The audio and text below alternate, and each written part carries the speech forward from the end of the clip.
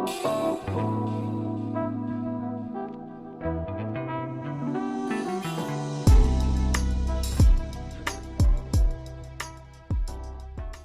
question number 1 of DDA Architectural Assistant 2020. Which among the following is not an advantage of brick जाली in hot humid climate? So hot humid climate में brick जाली का इनमें से कौन सा advantage नहीं है?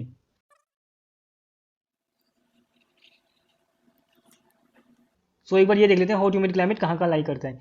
So ये एरियाज जितने भी हैं कोस्टल एरियाज,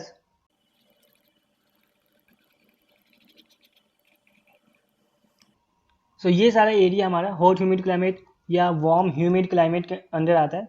ये सारा कोस्टल एरियाज. तो यहाँ पे heat plus moisture, so heat plus moisture make it feels like sticky and sweating.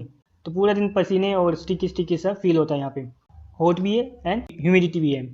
And ये ह्यूमिडिटी क्या हेल्प करती है, जितना हमारा टेम्परेचर है, so humidity makes us feel more hotter than the actual temperature. So actual temperature जितना होता है उससे भी ज़्यादा गर्मी हमें फील होती है बिकॉज ऑफ ह्यूमिडिटी. ये हमने सब पढ़ रखा है ट्रॉपिकल समर इंडेक्स वाले कंसेप्ट में. सो जितने भी कोस्टल एरियाज़ हैं हमारे, ये मुंबई, देन चेन्नई, देन इधर कोलकाता, ये सारे मेन एरियाज आपके हॉट ह्यूमिड क्लाइमेट के अंदर आते हैं. सो क्वेश्चन की तरफ आते हैं. विच among the following is not an advantage of brick जाली.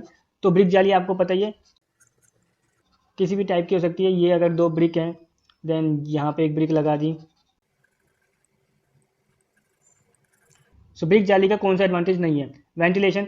ब्रिक जाली में स्पेस होता है तो वेंटिलेशन आपका हो ही सकता है. ये हमारी एडवांटेज है ब्रिक जाली की. पैसिव लाइटिंग, लाइटिंग भी इसमें से क्रॉस हो जाती है तो पैसिव लाइटिंग के लिए यूज़ हो सकता है. Then sound insulation. Sound insulation के लिए ब्रिक जाली यूज़ नहीं हो सकती क्योंकि जब लाइटिंग पास हो रही है तो साउंड के वेव्स भी क्रॉस कर सकते हैं. सो ये इसका ऑप्शन नहीं हो सकता. लो ग्लेयर. ग्लेयर रुक जाती है जो सीधा सन के एंगल पे डिपेंड करता है, बट डायरेक्ट ग्लेयर अंदर एंट्री नहीं करती है. इन जालीज की वजह से जो शैडो क्रिएट होती है तो डिफ्यूज लाइट अंदर एंटर करती है.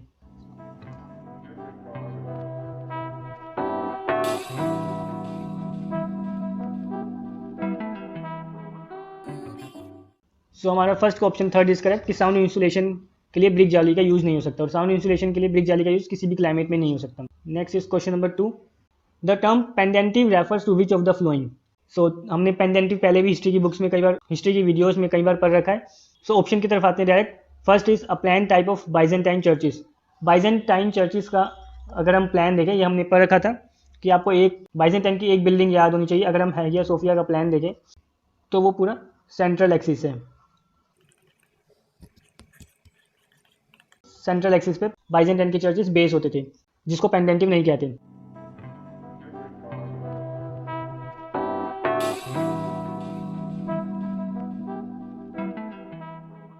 Second is a decorative element used at the base of dome in Byzantine architecture.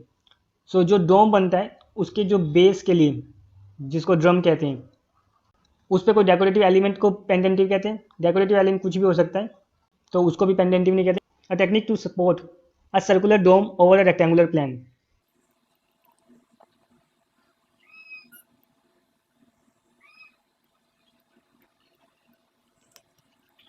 जब हम रेक्टेंगुलर प्लान पे उस डोम को प्लेस करते हैं और जिस टेक्निक के थ्रू उसको सपोर्ट दिया जाता है, that technique is known as pendentive और स्क्विंचेस. ये हमने दोनों पर रखे. पेंडेंटिव ये हो जाता है एंड स्क्विंचेस जो हम ऐसे ब्रिक से ब्रिक बनाते जाते हैं एंड देन इसके ऊपर डोम प्लेस कर देते हैं. तो पिक में आप रिलेट कर लेना.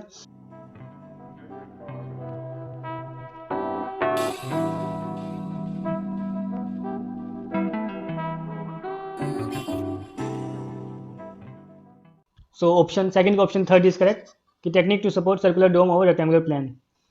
अ type of order derived from Greek Corinthian and Ionic. Corinthian और आयनिक को मिलाकर हमने कंपोजिट पढ़ा था कि कंपोजिट बनता है, composite order of column. Option third is correct. Next पे चलते हैं, that is question number 3. Question number 3 is as per IS 875 Indian standard 875, imposed load on a building structure does not include the load imposed by. So according to IS 875 imposed load जो building पे लगता है वो include नहीं करता load imposed by upper floors, vibrations, movable partition and furnitures. So IS 875 जो कि 1987 में इशू हुई थी, सो इस इंडियन स्टैंडर्ड की रिपोर्ट को अगर हम पढ़ें तो इसको 5 पार्ट्स में डिवाइड किया गया है, जिसमें पार्ट फर्स्ट में है डेड लोड की definition. So dead load is basically weight of building materials, जैसे कि बिल्डिंग में वॉल, कॉलम्स, स्लैब, ये सब डेड लोड में आते हैं। देन पार्ट 2 अगर हम पढ़ेंगे, पार्ट 2 में लिखा हुआ है imposed load. And what is imposed load? Imposed load is basically live load, जिसमें हमारा स्नो लोड, रेन, ये सब कुछ इंक्लूड होता है। और लाइव लोड या super imposed load means basically external forces और लोड, वो सब हमारा इम्पोज्ड लोड में आता है, जैसे कि पीपल, फर्नीचर, कार्स, ये सब कुछ इम्पोज्ड लोड में आएगा। और इसी पार्ट 2 में एक नोट लिखा हुआ था, दैट इज़ कि रेसिडेंशियल प्लस ऑफिसेस में जो इम्पोज्ड लोड हम कंसिडर करते हैं, वो कंसिडर करते हैं हम in the terms of UDL, uniformly distributed load. लेकिन अगर इंडस्ट्री की बात की जाए या फैक्ट्री की बात की जाए, तब जो हम इम्पोज्ड लोड कंसिडर करते हैं वो कंसिडर करते हैं पॉइंट लोड या कंसनट्रेटेड लोड, क्योंकि इनकी जो फर्नीचर्स होते हैं या मशीन्स होती हैं वो बिल्कुल फिक्स होते हैं, उनको स्क्रू के थ्रू स्लैब में स्क्रूड कर दिया गया होता है, तो वो यूडीएल नहीं होते कि यूनिफॉर्मली डिस्ट्रीब्यूटेड नहीं होते, उन्हें हम as a point load consider करते हैं। देन पार्ट 3 पे आते हैं। पार्ट 3 में आपका लिखा हुआ है विंड लोड। विंड लोड वही इफेक्ट ऑफ विंड, वाइब्रेशंस, ये सब कुछ इसमें आता है। देन पार्ट 4 को छोड़कर पार्ट 5 में आते हैं। पार्ट 4 हमारे काम का नहीं है। पार्ट 5 में इन तीनों का कॉम्बिनेशन लिखा हुआ है कि कॉम्बिनेशंस ऑफ दिस लोड्स, तो जिसमें सबसे पहले आता है dead load plus impose load या live load, then dead load plus wind load, then last में होता है dead load plus impose load plus wind load. So ये IS 875 1987 में लिखा हुआ था सब कुछ।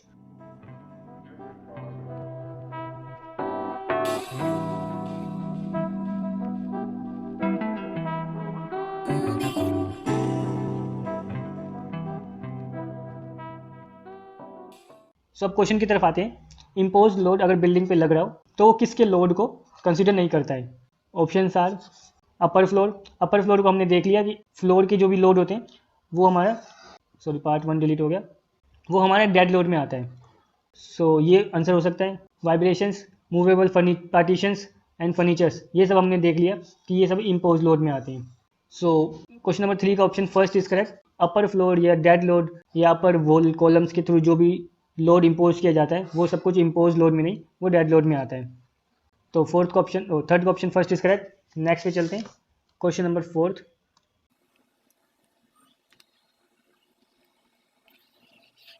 सो अभी हमने पढ़ा था IS 875, जिस कोड में लिखा हुआ है कि dead load, live load, impose load के बारे में। देन एक IS जो बहुत ज़्यादा यूज़ होगा, जो हमारे स्ट्रक्चर में भी आपने पढ़ा होगा, IS 456 2000, जो कोड रिस्पॉन्सिबल है for the plain and RCC concrete. तो ये आपने स्ट्रक्चर में भी पढ़ा होगा, तो ये कोड भी आप स्टडी कर लीजिएगा। और इनके साथ साथ जितने भी आगे IS कोड आते जाएंगे उनकी PDF एक बार डाउनलोड करके बस एक बार रिवाइज करना है, और उसमें से मेन टॉपिक आपसे पूछे जाएंगे, कोई ज़्यादा डिटेल में पूछा नहीं जाता है। तो अभी तक जितने भी क्वेश्चन आए वो सिंपल आए, बिना IS कोड के भी सोल्व हो सकते थे ये तीनों क्वेश्चन। अब चौथे पे आते हैं। Fourth one is which among the following is the most appropriate process to compose a sheet with a drawing and detail of components in the same sheet in AutoCAD। So AutoCAD में sheet composition की बात हो रही है, जिसमें drawing और detail दोनों show करनी है। तो हम कैसे करेंगे? Option R create a block of the detail, scale it to the required size and compose it in the main drawing. ये वो है यूजली जो हम करते हैं कि आपकी एक शीट बनी हुई है और यहाँ पे आपकी ड्राइंग्स कुछ भी बनी हुई है, कोई भी फ्लोर प्लान, एंड देन उस स्टेयरकेस की डिटेल दिखाने के लिए हमारे पास जो भी स्टेयरकेस की डिटेल होती है उसको यहाँ पे कॉपी पेस्ट करके हम उसको ब्लॉक बनाते हैं, ताकि स्केल करते वक्त उसकी डायमेंशन चेंज ना, और देन उसको स्केल कर देते हैं कि छोटा लगाना या बड़ा लगाना, उस अकॉर्डिंग चेंज कर देते हैं, जो कि गलत है। Second is draw the detail in bigger scale, compose it along with the main drawing in the model tab। Model tab और लेआउट टैब्स आपने यहाँ पे देखी होंगी। इन्होंने कहा कि मॉडल टैब में डिटेल है जिसको बड़े स्केल पे करो एंड देन उसको मेन ड्राइंग के अकॉर्डिंग चेंज कर दो, तो ये भी गलत है। Create a block of the detail, xref that to the drawing with appropriate scale, कि डिटेल को एक और AutoCAD फाइल में बनाओ, डिटेल यहाँ पे बनाई, देन उसको यहाँ पे एक्सरेफ करो एंड देन उसको स्केल करो, तो स्केल करना ही गलत है। Then fourth is create a layout tab, यहाँ पे जो नीचे लेआउट टैब्स होती हैं, एक लेआउट टैब क्रिएट करो। Create a viewport for the main drawing. So layout tab जो आपने यूज़ की होगी उसमें मेन बिल्डिंग के लिए, मेन जो प्लान है आपका उसके लिए एक अलग से व्यू पोर्ट बनाया, then another viewport for detailed view with required scale, तो अपने स्केल के अकॉर्डिंग व्यू बनाया और यहाँ पे उस व्यू पोर्ट में उस ड्राइंग को ड्रैग करके लाए, एंड देन इसका स्केल सेट कर दिया 1:100, एंड देन इस व्यू पोर्ट का स्केल सेट कर दिया 1:50। तो ये सबसे अप्रोप्रिएट प्रोसेस होता है किसी भी शीट कंपोजिशन के लिए। सो फोर्थ का ऑप्शन, फोर्थ इज करेक्ट।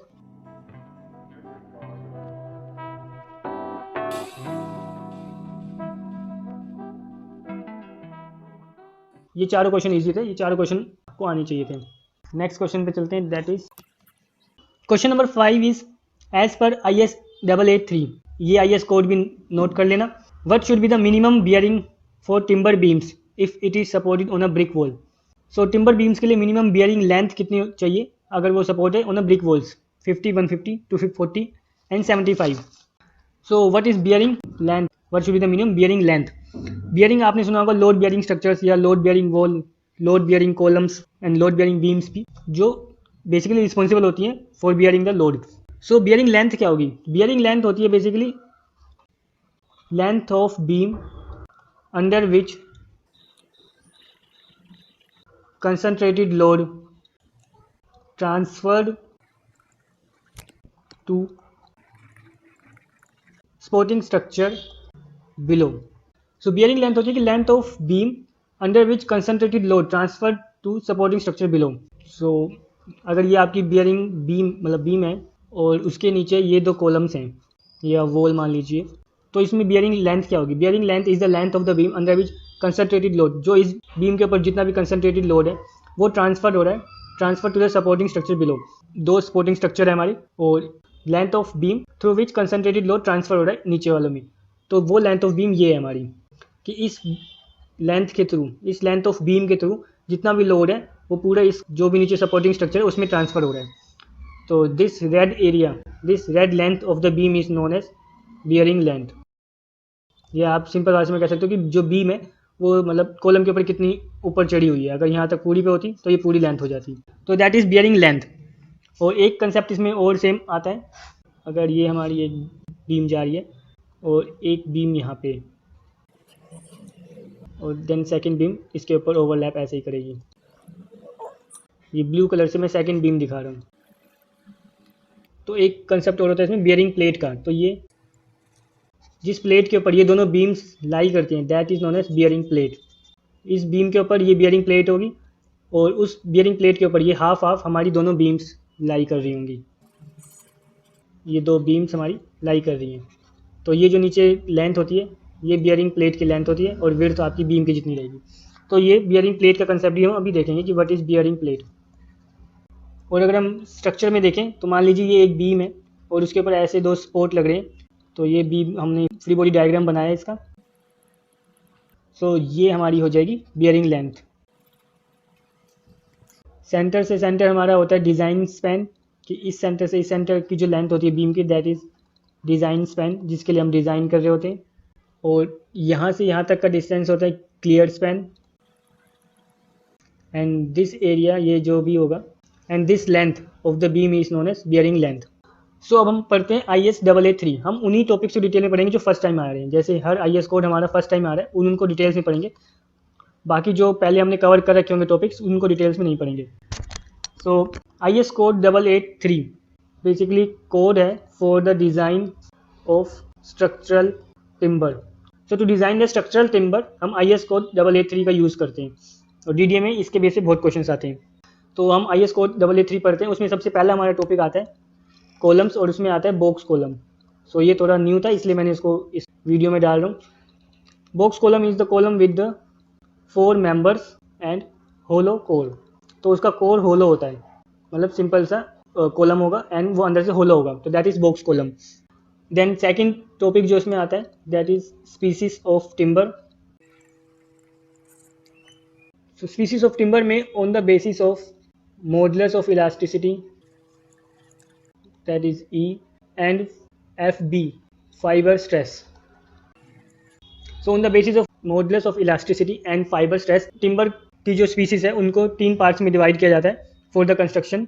इसमें सबसे पहले आती है हमारी group A timber, group B timber and group C timber.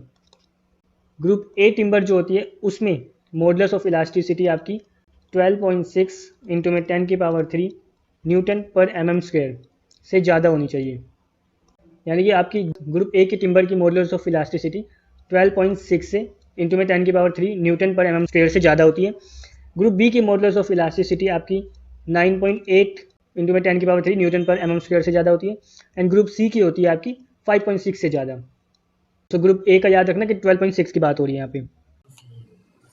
So group A B C में कैसे डिवाइड करते हैं हमारे टिम्बर की स्पीसीज को? On the basis of modulus of elasticity and fibre stress. Fibre stress की भी वैल्यू होती है, लेकिन मेन हम मॉडुलस ऑफ इलास्टिसिटी की वैल्यू याद रखेंगे। देन कोड में आगे बढ़ते हैं। देन उसमें आता है next section, that is column, और उसमें सेम वही short column, intermediate column and long column जो हमने स्ट्रक्चर में कंक्रीट कॉलम्स में पढ़े थे।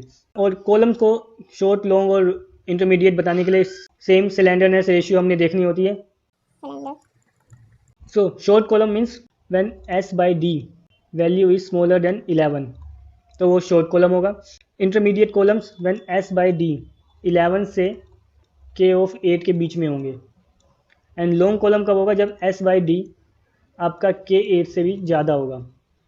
And what is k8? k8 is basically form factor. और इसका पूरा फॉर्मूला होता है k8 का। अगर आप ये PDF पढ़ेंगे तो उसमें k8 का फॉर्मूला गिवन है, लेकिन हमें याद करने की जरूरत नहीं है। वो समथिंग d by समथिंग से ऐसे निकलता है, वो हमें याद करने की जरूरत नहीं है। बस आपको k8 याद होना चाहिए। 3 पार्ट्स में कॉलम को डिवाइड करते हैं। 11 से छोटा है तो आपका शॉर्ट कॉलम होगा, 11 और k8 के बीच में इंटरमीडिएट, और k8 से बड़ा है तो लॉन्ग कॉलम होगा। वो s by d is same slenderness ratio.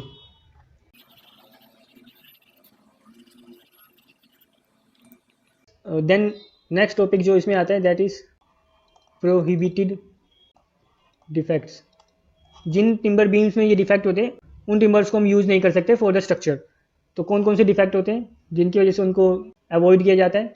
First is loose grain, then splits, compression, sap root, worm holes made by powder Beatles.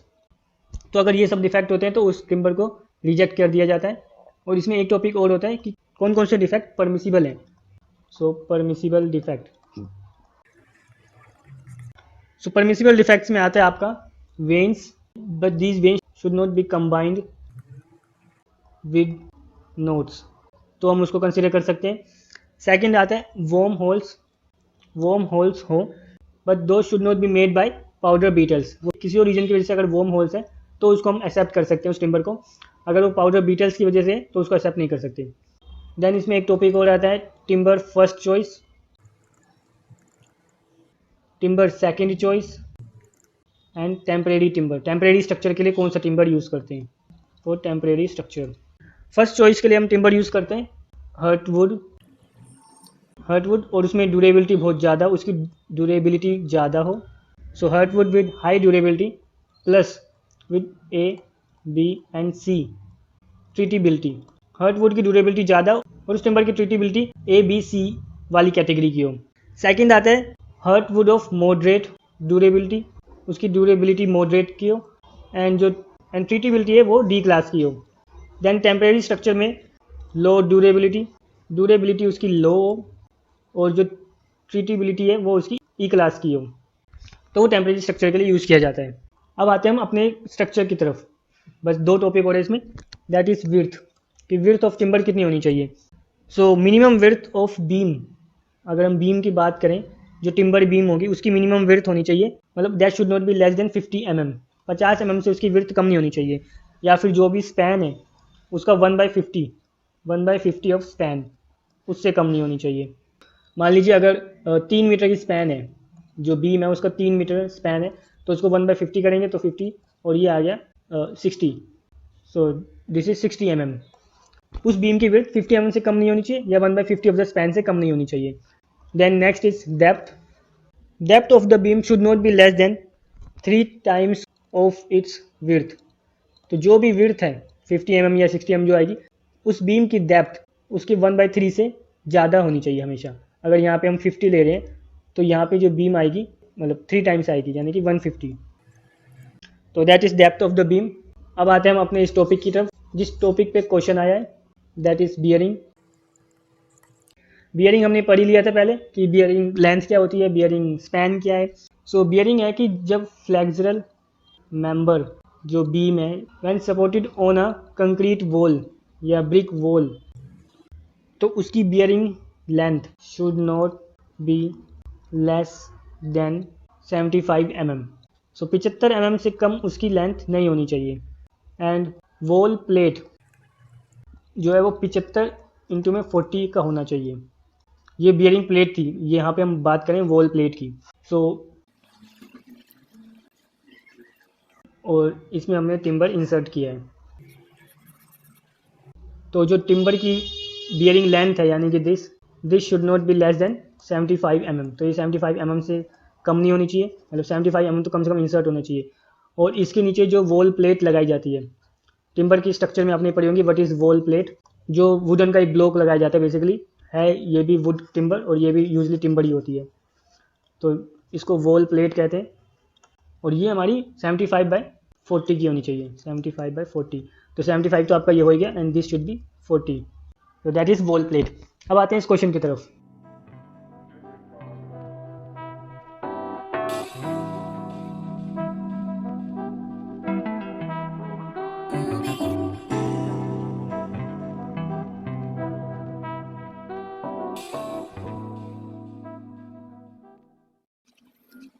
As per IS 883 हमने पढ़ लिया। Minimum bearing length for the timber beams if supported on a brick wall is 50, 150, 240, 75। So option 4 is correct, 75 mm and 75/40 की इसकी wall plate होगी। 150 इसकी हम depth ले सकते हैं क्योंकि मिनिमम इन्होंने 50 बताई है। सो कभी भी टिम्बर की जो डेप्थ है वो 150 से कम नहीं जाएगी क्योंकि 50 इंटू में 3 150 होता है। एंड 50 mm जो यहाँ पे लिखा हुआ है वो हम इसकी विड्थ ले सकते हैं कि टिम्बर बीम की विड्थ, अगर हम विड्थ की बात करें, टिम्बर बीम की विड्थ हमारी 50 mm होगी और डेप्थ हमारी 150 mm होगी, 240 कुछ नहीं है। तो क्वेश्चन नंबर 5 का option 4 is correct. Next question पे चलते हैं, क्वेश्चन नंबर 6।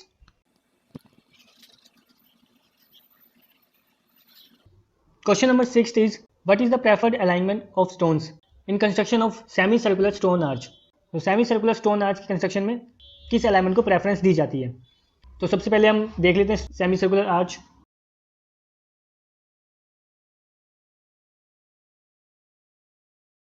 सो एक तो ये सेमी सर्कुलर आर्च होती है जो जिसमें की स्टोन यूज हो रहा था और यूजली ट्राइब्यूशन मेथड पे बेस होती है। ट्राइब्यूशन मतलब पोस्ट लिंटल मेथड पे बेस होती है, एक का वेट दूसरे पे वर्टिकली भी अलाइन हो रहा होता है। और दूसरी सेमी सर्कुलर आर्च होती है रोमन आर्च।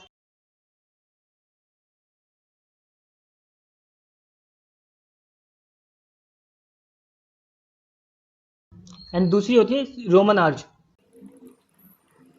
जिसमें वेज टाइप के स्टोन यूज होते हैं। ये वेज टाइप के स्टोन, वेज शेप के स्टोन यूज हो रखे हैं।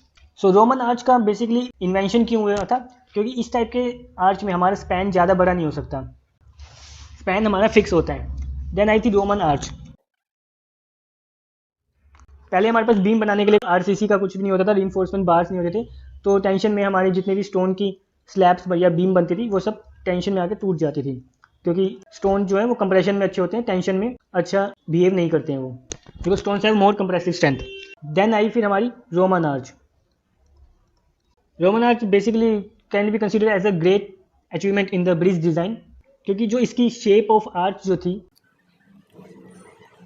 shape of Roman arch is in such a way that every stone member या every wedge shaped block, every component is in compression।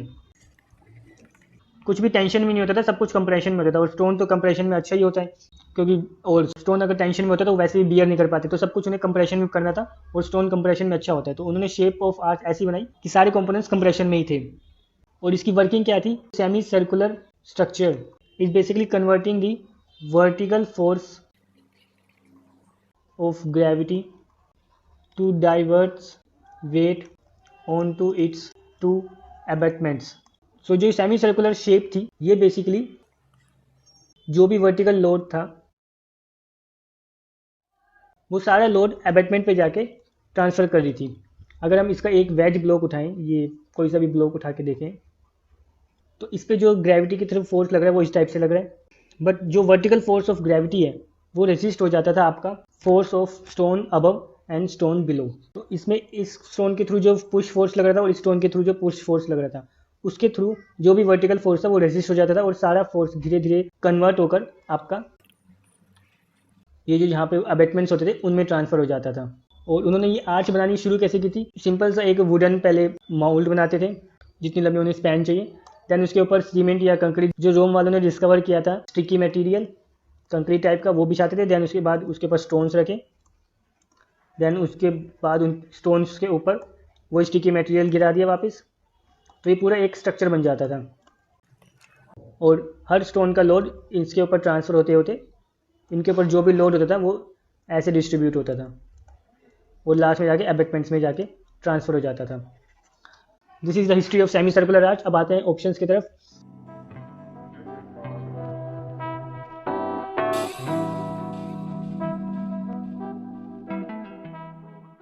Preferred alignment of stones क्या है semi circular arch में? So stones are arrange to have their natural bed alignment perpendicular to the radius of arch. जो radius of the arch है इसके perpendicular है, मतलब अगर ये रेडियस आपकी ऐसे जा रही है तो इनकी अलाइनमेंट इनके परपेंडिकुलर है, मतलब आपका स्टोन ऐसे रखा हुआ है, लेकिन ऐसे नहीं रखा हुआ, ये तो बिल्कुल इसके अलाइन हो रहा है। Second, stones are arrange to have their natural bed horizontal. ऐसा भी नहीं है कि इनको सिर्फ हम हॉरिजॉन्टल रख देते हैं, ये हल्के हल्के रेडियस के अलोंग टर्न भी हो रहे हैं। Third is stones are arrange to have their natural bed align along the radius of the arch.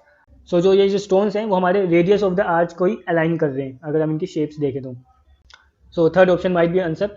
Fourth is stones are arrange to have their natural bed vertical. ऐसा भी नहीं है कि हॉरिजॉन्टल की जगह हमने ऐसे वर्टिकल लगा दिए, तो वो भी नहीं है। सो सिक्स का ऑप्शन 3 इज करेक्ट कि stones are arrange to have their natural bed align along the radius of the arch. इसमें भी radius of the arch.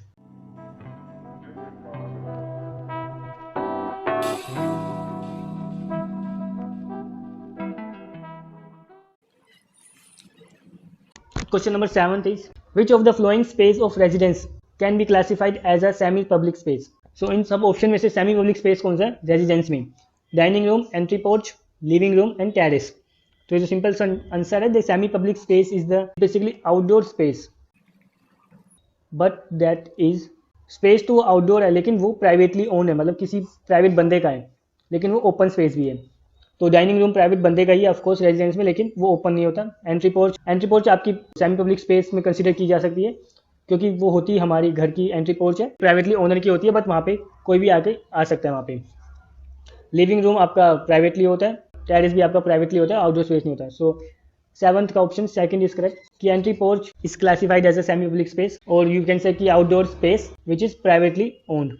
Question number 8 is which of the following work against unity in a composition. So एक composition में unity के against कौन सा काम करेगा? Variety, emphasis, rhythm and harmony. So हमने पढ़े थे 7 प्रिंसिपल ऑफ आर्ट। 7 होते हैं या 10 होते हैं, कई जगह कुछ भी हो सकते हैं, आपको सारे याद होने चाहिए। फर्स्ट इज बैलेंस, और बैलेंस में भी 3 पार्ट डिवाइड होते हैं, symmetry, asymmetry and radial. Radial balance कुछ इस टाइप का होता है, सेंटर में एक चीज़ होती है, उसके चारों ओर ऐसे कंसेंट्रिक सर्कल में कुछ लगा होता है, that is radial balance. Symmetry, asymmetry, colour balance, visual balance, ये सब कुछ हमने पढ़ा है। Balance, then second is emphasizes या एम्फेसिस। एम्फेसिस मतलब किसी चीज़ को एम्फेसाइज करके दिखाना, किसी चीज़ को इम्पोर्टेंस देना या फोकस करना, that is emphasise. And third movement, proportion. Movement वही आपका कि जो व्यूअर्स है आपकी पिक्चर देख रहा है उसकी आंख मूवमेंट के थ्रू इधर से उधर जाए, मतलब लेफ्ट से राइट जाए, that indicate the movement principle. Then proportion, then ऐसे होते हैं rhythm, then unity, variety, harmony, repetition, contrast, ऐसे काफ़ी सारे होते हैं हमारे प्रिंसिपल्स। इनकी एक एक पिक मैं अटैच कर दूंगा तो उसमें आप रिलेट कर लेंगे। यूनिटी मीन्स यूनिफिकेशन दिखा रहे हैं, और unity usually creates monotony and variety creates chaos. So अब क्वेश्चन में आते हैं कि which of the following work against the unity. तो यूनिटी मोनोटोनी क्रिएट करता है, वैरायटी हमारा काउस क्रिएट करता है, तो ऑप्शन फर्स्ट इज करेक्ट, क्योंकि एम्फेसाइज तो होता है focus, rhythm, harmony. Harmony basically unity से मिलता जुलता है, जब different colours different shapes brings unity या ब्रिंग्स सेंस ऑफ यूनिफिकेशन, तो उसको कहते हैं हार्मनी। सो हार्मनी और यूनिफिकेशन, यूनिटी अगेंस्ट में नहीं जा सकते, यूनिटी के अगेंस्ट में जाएगा आपका variety.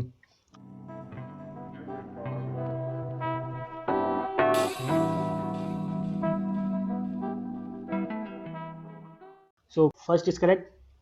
Next is question number 9. Question number 9 is locate the center of gravity of the figure. तो ये एक फिगर दे रखी है, ये टी सेक्शन है, ये सेक्शन आपका कहलाता है flange and this section is known as, this part is known as web. तो उन्होंने पूछा कि इस पूरे की सेंटर ऑफ ग्रेविटी क्या होगी। सो ये एक रेक्टेंगल है और ये दूसरा रेक्टेंगल, इसको हम कंसीडर करते हैं। और इन दोनों के रेक्टेंगल की सेंटर ऑफ ग्रेविटी हमें पता ही है कि उसके सेंटर में होती है, यानी कि हाफ ऑफ विड्थ और हाफ ऑफ बेस। आपको कुछ सेंटर ऑफ ग्रेविटी याद भी होनी चाहिए। अगर रेक्टेंगल है तो उसकी सेंटर ऑफ ग्रेविटी यहाँ पे होगी, यानी कि ये जो भी है बेस बाई 2 और दिस इज h/2। अगर स्क्वायर है तो भी h/2 b/2 उसके सेंटर में होगी उसकी सेंटर ऑफ ग्रेविटी। एंड अगर वो सर्कल है तो उसके सेंटर में होगी और उसका डिस्टेंस हो जाएगा रेडियस। अगर वो ट्राइंगल है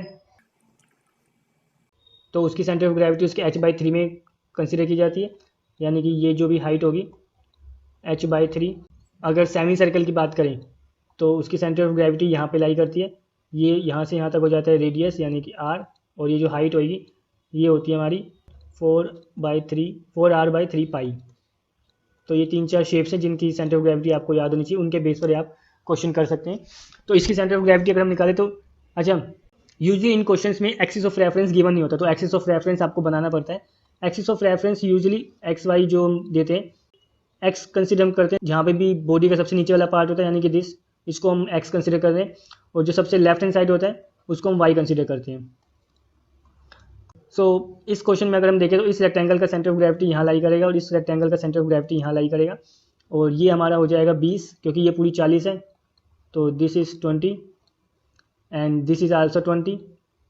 क्योंकि अगर हम यहाँ से एक सेंटर एक्सिस ऑफ रेफरेंस मारे,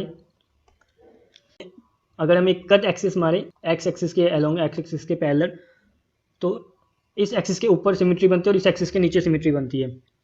तो जिस एक्सिस के अलोंग सिमेट्री बने पूरी बॉडी में, तो उसके सेंटर ऑफ ग्रेविटी उस एक्स एक्सिस से ही पास होगा।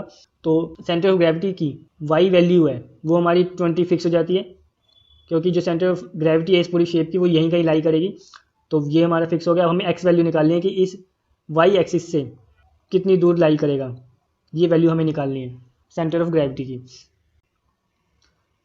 सबसे पहले हमें जितनी भी शेप्स हैं उनके सेंटर ऑफ ग्रेविटी निकाल लेनी होती है, फिर उसके बाद जितनी भी सेंटर ऑफ ग्रेविटी आई है उसमें फॉर्मूला लगाकर पूरी बॉडी का सेंटर ऑफ ग्रेविटी निकालनी होती है। तो इस रेक्टेंगल की सेंटर ऑफ ग्रेविटी हो गई 20, और यहाँ से ये कितनी दूर होगा, इसके हाफ में लाई करेगा यानी कि 7.5। और इस रेक्टेंगल की बी रेक्टेंगल की सेंटर ऑफ ग्रेविटी हो गई, वाई की वैल्यू हो गई 20 एंड एक्स की वैल्यू हो जाएगी, ये हमें पूरी 50 दे रखी है, तो यहाँ से यहाँ तक 25 and this is 7 and this is 15, ये पूरी 15 है। सो 15 + 25 दैट इज़ 40। तो 40 20 इसकी हो गई एंड इसकी हो गई हमारी 7.5 एंड 20। तो अब सीधा सिंपल सा फॉर्मूला लगा देंगे सेंटर ऑफ ग्रेविटी का, दैट इज़ वेट 1 इंटू में डिस्टेंस 1, वेट 2 इंटू में डिस्टेंस 2 अपॉन में टोटल वेट या W1 + W2। तो ये हमारे सेंटर ऑफ ग्रेविटी उस एक्स एक्सिस या वाई एक्सिस की दोनों के लिए सेम फॉर्मूला होता है। अभी तो जैसे हमने इसका निकाल लिया 20 कि ये दोनों सेंटर ऑफ ग्रेविटी 20 आ रही है। अगर हमें 20 कंफर्म ना हो तो हम पहले एक काम करते हैं, पहले हम वाई की वैल्यू निकाल लेते हैं। तो वाई की वैल्यू निकालते हैं, दैट इज़ W1 कितना है, वेट यानी कि इसका एरिया लिख रहा हूँ, कई बार डेंसिटी भी गिवन होती है, तो हमें उस एरिया को डेंसिटी से मल्टीप्लाई करना होता है। क्योंकि 2D प्लेन की हम बात कर रहे हैं, उसमें हम वॉल्यूम कंसिडर नहीं करें, एरिया कंसिडर करते हैं। एरिया को डेंसिटी से मल्टीप्लाई कर लेते हैं, हाइट दोनों की सेम रहेगी, ये कंसिडर करते हैं। सो वेट निकालने के लिए जैसे फॉर्मूला होता है density is equal to weight upon volume. तो वेट निकालने के लिए हम डेंसिटी को वॉल्यूम से मल्टीप्लाई कर देते हैं, और यहाँ पे वॉल्यूम नहीं गिवन है, यहाँ पे एरिया गिवन है, क्योंकि हाइट हम सेम कंसिडर करें तो डेंसिटी को एरिया से मल्टीप्लाई कर देंगे। तो कई क्वेश्चंस में होता है कि डेंसिटी गिवन होती है तो उसमें हमें डेंसिटी से मल्टीप्लाई करना होता है, क्योंकि दोनों की डेंसिटी अलग अलग होगी तो दोनों का वेट अलग अलग आएगा। सो अभी हमें डेंसिटी गिवन नहीं है, अभी हम डेंसिटी दोनों की सेम मान रहे हैं, और अब हम हाइट गिवन नहीं है तो हाइट को भी सेम मान रहे हैं, अब एरिया को कंसिडर कर रहे हैं हम। सो वेट को हम एरिया ले रहे हैं, तो वेट इसका क्या हो जाएगा 15 इंटू में 40 यानी कि 15 इंटू में 40, और इसका डिस्टेंस कितना है, इसका डिस्टेंस हो गया आपका 20। हम अभी वाई एक्सिस कंसिडर करें तो वाई की वैल्यू होगी 20। देन सेकंड इज इसका वेट कितना हो गया 15 इंटू में 50, 15 इंटू में 50, और ये कितनी दूर है यहाँ से, वाई एक्सिस कितना है, इसका भी वाई एक्सिस 20 है, तो ये भी 20 अपॉन में टोटल वेट यानी कि 15 इंटू में 40 प्लस 15 इंटू में 50, ये टोटल वेट आ गया। अब इसमें से हम 20 कॉमन ले लेते हैं ऊपर वाले में से। सो 20 कॉमन लिया, 15 इंटू में 40 15 इंटू में 50 अपॉन में सेम यही बचेगा, 15 इंटू में 40, 15 अपॉन में 50, तो नलीफाई से नलीफाई हमारा आंसर आ जाएगा y की value y is equal to 20।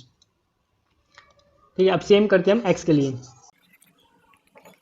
x के लिए हम करते हैं, फॉर्मूला लगाते हैं, वेट दोनों के सेम रहेंगे, बस 20 की जगह हमें वैल्यू चेंज हो जाएगी। सो 15 इंटू में 40, इसकी x वैल्यू कितनी है, दैट इज 7.5, तो 7.5 प्लस 15 इंटू में 50 और इसकी x वैल्यू कितनी है 40, जो हमने निकाल दी कि यहाँ से 15 दूर और यहाँ से 25, तो 40, तो ये आ गया हमारा 40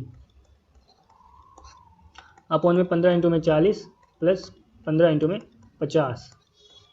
अब ये सोल्व करेंगे तो x की वैल्यू आ जाएगी। सोल्व करने का सिंपल सा तरीका है, हम 15 15 कॉमन ले लेते हैं, इसमें भी 15, इसमें भी 15, नीचे भी 15 है, तो नलीफाई हो जाएगा, इसलिए हमने 15 कॉमन लिया, ऊपर बचा 40 इंटू में 7.5। या एक काम करते हैं 40 भी कॉमन ले लेते हैं, क्योंकि ये 40 यहाँ भी है और ये 40 भी है। सो मैं कॉमन दे रहा हूँ, 15 इंटू में 40 मैंने कॉमन ले लिया, तो ऊपर बचा हमारा 7.5 प्लस 15 इंटू में 40, ये क्या था हमारा 15 इंटू में 50, 15 इंटू में 50, तो ये बचा हमारा 50, और नीचे बचा हमारा, अगर मैं नीचे कॉमन ले रहा हूँ 15 इंटू में 10, तो यहाँ बचेगा 4 प्लस 5, 15 से 15 का 10 से यहाँ ऊपर 4 बचा, सो 4 इंटू में 50 प्लस 7.5, नीचे क्या आएगा, नीचे 9 आएगा, 57.5। अब इसको हम कैलकुलेटर यूज़ करते हैं, 57.5 इंटू में 4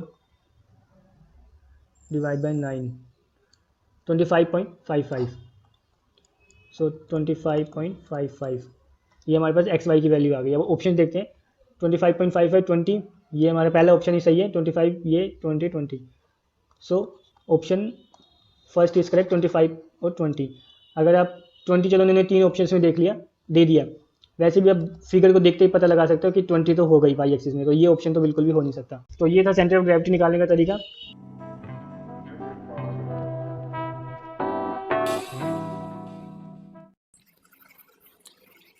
इसकी प्रैक्टिस करने के लिए एक क्वेश्चन आप ये भी कर लेना, ये एक रेक्टेंगल गिवन है एंड देन इसके आगे गिवन है आपका ट्राइंगल, और इसकी डायमेंशन दे रखी है 16 and this is given 7, axis of reference आप यहीं से यहीं मान लेना, एंड जो स्लांट हाइट दे रखी है वो है 17, और इसकी हाइट दे रखी है 15। ठीक है, so we have to find out the centre of gravity of this figure. तो ट्राइंगल का ट्राइंगल में फॉर्म लगाना, देन दोनों की सेंटर ऑफ ग्रेविटी निकाल के, जैसे इसकी निकाली वैसे सेंटर ऑफ ग्रेविटी निकाल देना, और इसका आंसर मैं आपको बता देता हूँ, इसका आंसर कुछ 229/29 आना चाहिए एंड 8 आना चाहिए। तो 8 तो आपको क्लियर हो ही गया कि 16 है, ये पूरी फिगर है, सिमेट्री बनेगी 8 से, तो 8 ही लाई करेगा। 229/29 यानी कि 9 पॉइंट समथिंग, क्योंकि 29 को अगर हम 10 से गुना करेंगे तो 290 बन जाएगा, तो 9 पॉइंट समथिंग, यानी कि जो आपकी इसकी सेंटर ऑफ ग्रेविटी लाई करेगी 7 ये आ रहा है, तो 9 पॉइंट समथिंग यहाँ का ही लाई करेगी। तो आप आंसर निकाल के देख लेना। 9th का answer first is correct. Next question में चलते हैं, that is question number 10 is which among the following is an example of uniformly varying load, यानी कि यूवीएल की बात हो रही है यहाँ पे। Options are furniture of the slab, people walking on the floor, self load of slab, and fourth is lateral pressure on the walls of water tank. So UVL load, हमने स्ट्रक्चर वाली videos में load पढ़ा था। Load हमने 3 types के पढ़े थे। First is point load, point load means concentrated load, वहाँ हमने डिटेल्स में पढ़ा था, यहाँ हम जल्दी जल्दी पढ़ेंगे। Second load is distributed load, and third load is coupled load. Distributed load means load which is distributed over a length या विच कैन बी मेजरेबल। इसमें पॉइंट लोड में क्या होता है कि जो लेंथ है उसको मेजर नहीं किया जा सकता। डिस्ट्रीब्यूटेड लोड में होता है जो स्पेसिफिक लेंथ है उस लेंथ को मेजर किया जा सकता है। पॉइंट लोड में लेंथ मेजर नहीं की जा सकती, इसलिए उसको पॉइंट पे ही एक छोटा सा पॉइंट होता है वो। Distributed load is measurable per unit length, तो इसको हम पर यूनिट लेंथ पे हम इसको डिराइव भी कर सकते हैं। And third is coupled load. Coupled load basically when two equal और opposite force act on the same span, तो हमारी कपलिंग होती है। और कपल लोड का मेन टास्क क्या होता है, टू रोटेट दी स्पैन और रोटेट दी स्लैब बीम जो भी है कपल, तो इन दोनों लोड को कहते हैं कपल्ड लोड, जो इक्वल अपोजिट डायरेक्शन में अप्लाई कर रहे होते हैं। सो हमारा जो क्वेश्चन आया यूवीएल और डिस्ट्रीब्यूटेड लोड से आया है। डिस्ट्रीब्यूटेड लोड में दो टाइप के लोड होते हैं। First is UDL, uniformly distributed load, जिसमें magnitude remains constant. UDL load जो इस टाइप से डिस्क्राइब करते हैं, शो करते हैं। देन हम यूडीएल लोड को पॉइंट लोड में कन्वर्ट करते हैं, वो सब कन्वर्जन हमने स्ट्रक्चर वाली वीडियोस में पढ़ रखा है। देन आता है हमारा यूवीएल, जो हमारा क्वेश्चन में आया यूनिफॉर्मली वेरिंग लोड। यूवीएल में क्या होता है, इसमें magnitude remain constant for the length. इसमें क्या होता है, magnitude varies along the length but with constant rate. इसमें रेट कांस्टेंट होता है कि अगर ये एक स्पैन बीम दे रखी है और इसमें जो मैग्नीट्यूड है वो कांस्टेंटली इंक्रीज हो रहा है। इसमें मैग्नीट्यूड सेम था पर किलोमीटर, इसमें मैग्नीट्यूड कांस्टेंटली इंक्रीज हो रहा है। यहाँ मैग्नीट्यूड 0, यहाँ पे आपका 15 हो गया। इसमें क्या था, इसमें यहाँ भी मैग्नीट्यूड 3 था, यहाँ भी 3 था, यहाँ भी 3 था, यहाँ भी 3 था, यहाँ भी 3 था। देन यूवीएल को हमें पॉइंट लोड में कन्वर्ट करना होता है। और ये ट्राइंगल का हमने सेंट्रोइड अभी अभी देखा था ऊपर क्वेश्चंस में कि h/3 और b/3 मतलब यहाँ कहीं लाई करता है इसका सेंट्रोइड। जो पॉइंट लोड बनेगा वो यहाँ पे लाई करेगा।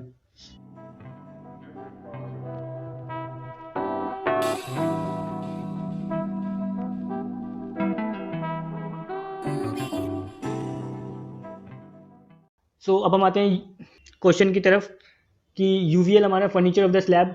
फर्नीचर तो हमारा पॉइंट लोड ही हो गया एक टाइप से कि एक जगह हमने रख दिया तो वो फर्नीचर पॉइंट लोड हो गया।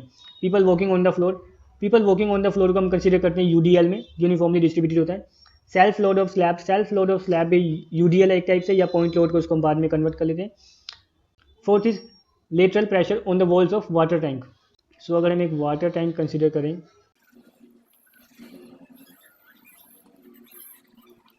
जो इस पर लेटरल प्रेशर लगता है वो इस टाइप से लगता है। इस वाली वॉल पे जो लेटरल प्रेशर लग रहा होगा ऊपर कम होगा, देन नीचे कॉन्स्टेंटली इंक्रीज होता जाता है। और इस प्रेशर का फॉर्मूला अगर हम देखें वही ग्रेविटी वाला लगता है, जिसको हम हाइड्रोस्टेटिक प्रेशर भी कहते हैं।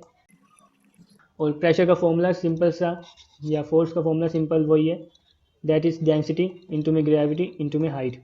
जैसे जैसे हाइट इंक्रीज होती जाती है आपका लेटरल प्रेशर इंक्रीज होता जाता है, और डेंसिटी सेम रहेगी, ग्रेविटी भी सेम रहेगी। सब कुछ हाइट पे डिपेंड करता है। हाइट इंक्रीज होती जा रही है तो लेटरल प्रेशर इंक्रीज होता जा रहा है। क्वेश्चन नंबर 10 का ऑप्शन फोर्थ इज करेक्ट, कि जो लेटरल प्रेशर वाटर टैंक की वॉल्स पे लग रहा होता है that is uniformly varying load. Question number 11 पे चलते हैं। Question number 11th is which of the following is not an example of design? First is innovative a face mask spread of COVID-19 but allows people to communicate and eat easily. Second is find an alternative to hospital bed to meet the sudden need of large number of COVID-19 patients.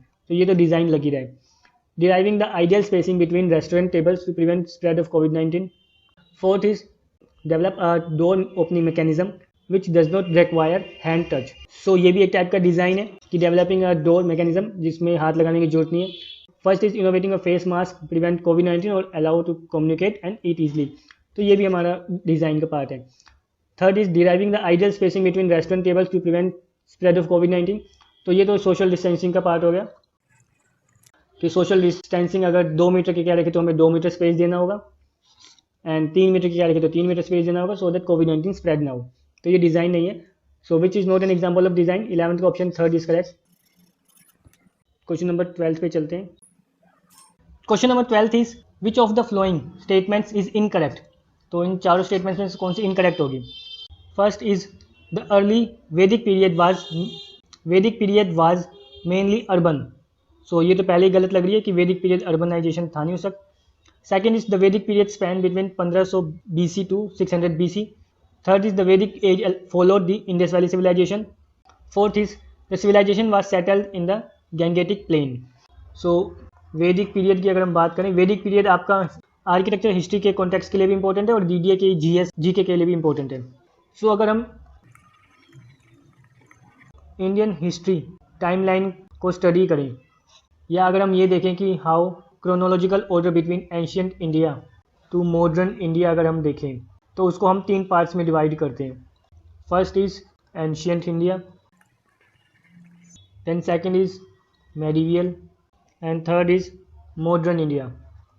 Ancient India होता है आपका मतलब जब से start हुआ था till 700 AD, मतलब BC वाले सारे इसमें आ जाते हैं, बिफोर क्राइस्ट तक 700 AD तक एंशियंट इंडिया कंसिडर किया जाता है। देन 700 से 1857 की क्रांति तक मेडिवियल, देन 1857 से मॉडर्न।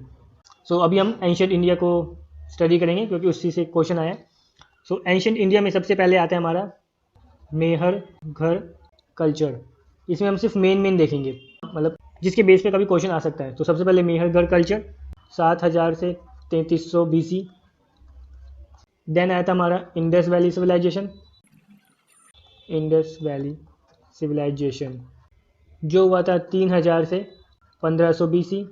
तो बिफोर क्राइस्ट वाले कम होते जाते हैं, 7000 से 3000, देन 3000 से 1500। देन वैदिक पीरियड, इंडस वैली सिविलाइजेशन के बाद आया था वैदिक पीरियड जिसमें आयरन और ब्रोंज पीरियड भी हमने पढ़े थे, और ये था हमारा 1500 से 500 BC। देन वैदिक पीरियड के बाद हमारे जो 16 महाजनपदास ये भी हमने पढ़ रखा है, जिसमें 16 ग्रेट किंगडम का इन्वेंशन हुआ था। देन इसके बाद इंपॉर्टेंट पढ़े तो बीच में अगर कोई स्किप हो जाता है हमें उनको याद करने की जरूरत नहीं है। वैदिक के बाद 16 महाजनपद, उसके बाद आप याद रख सकते हो कि गौतम बुद्धा जी का पीरियड आया था। देन उनके बाद श्री महावीर जैन जी का पीरियड आया था। देन उनके बाद Alexander, then Mauryan, then Ashoka. Then Ashoka के बाद कलिंग वॉर हुई थी। कलिंग वॉर के बाद आया था आपका थर्ड बुद्धिस्ट काउंसिल, क्योंकि कलिंग के बाद हमने देखा था कितना ज़्यादा नुकसान हुआ था, तो थर्ड बुद्धिस्ट काउंसिल आया था और ये आया था हमारा 250 BC में। तो ये इंपॉर्टेंट है, ये याद रखना क्योंकि बुद्धिस्ट पे बेस DDA में GS पे क्वेश्चन आते हैं। Then Gupta, Chandragupta and Chola and so on चलते चलते फिर अपना हमारा ये आ गया था मेडिवियल तक। सो हमारा क्वेश्चन आया था वैदिक पीरियड से। वैदिक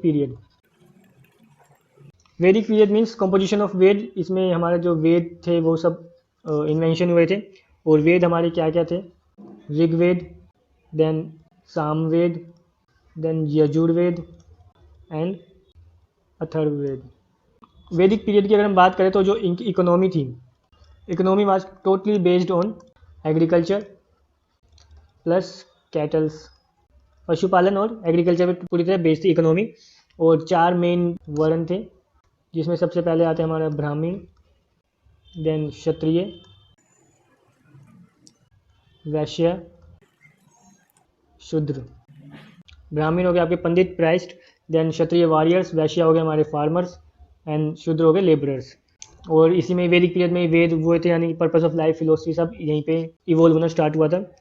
एंड वैदिक सिविलाइजेशन की वजह से ही जो हमारे 16 महाजनपद हैं वो सब रोशनी में आए थे। तो 16 महाजनपद आप ये भी याद रखना। एंड उसके बाद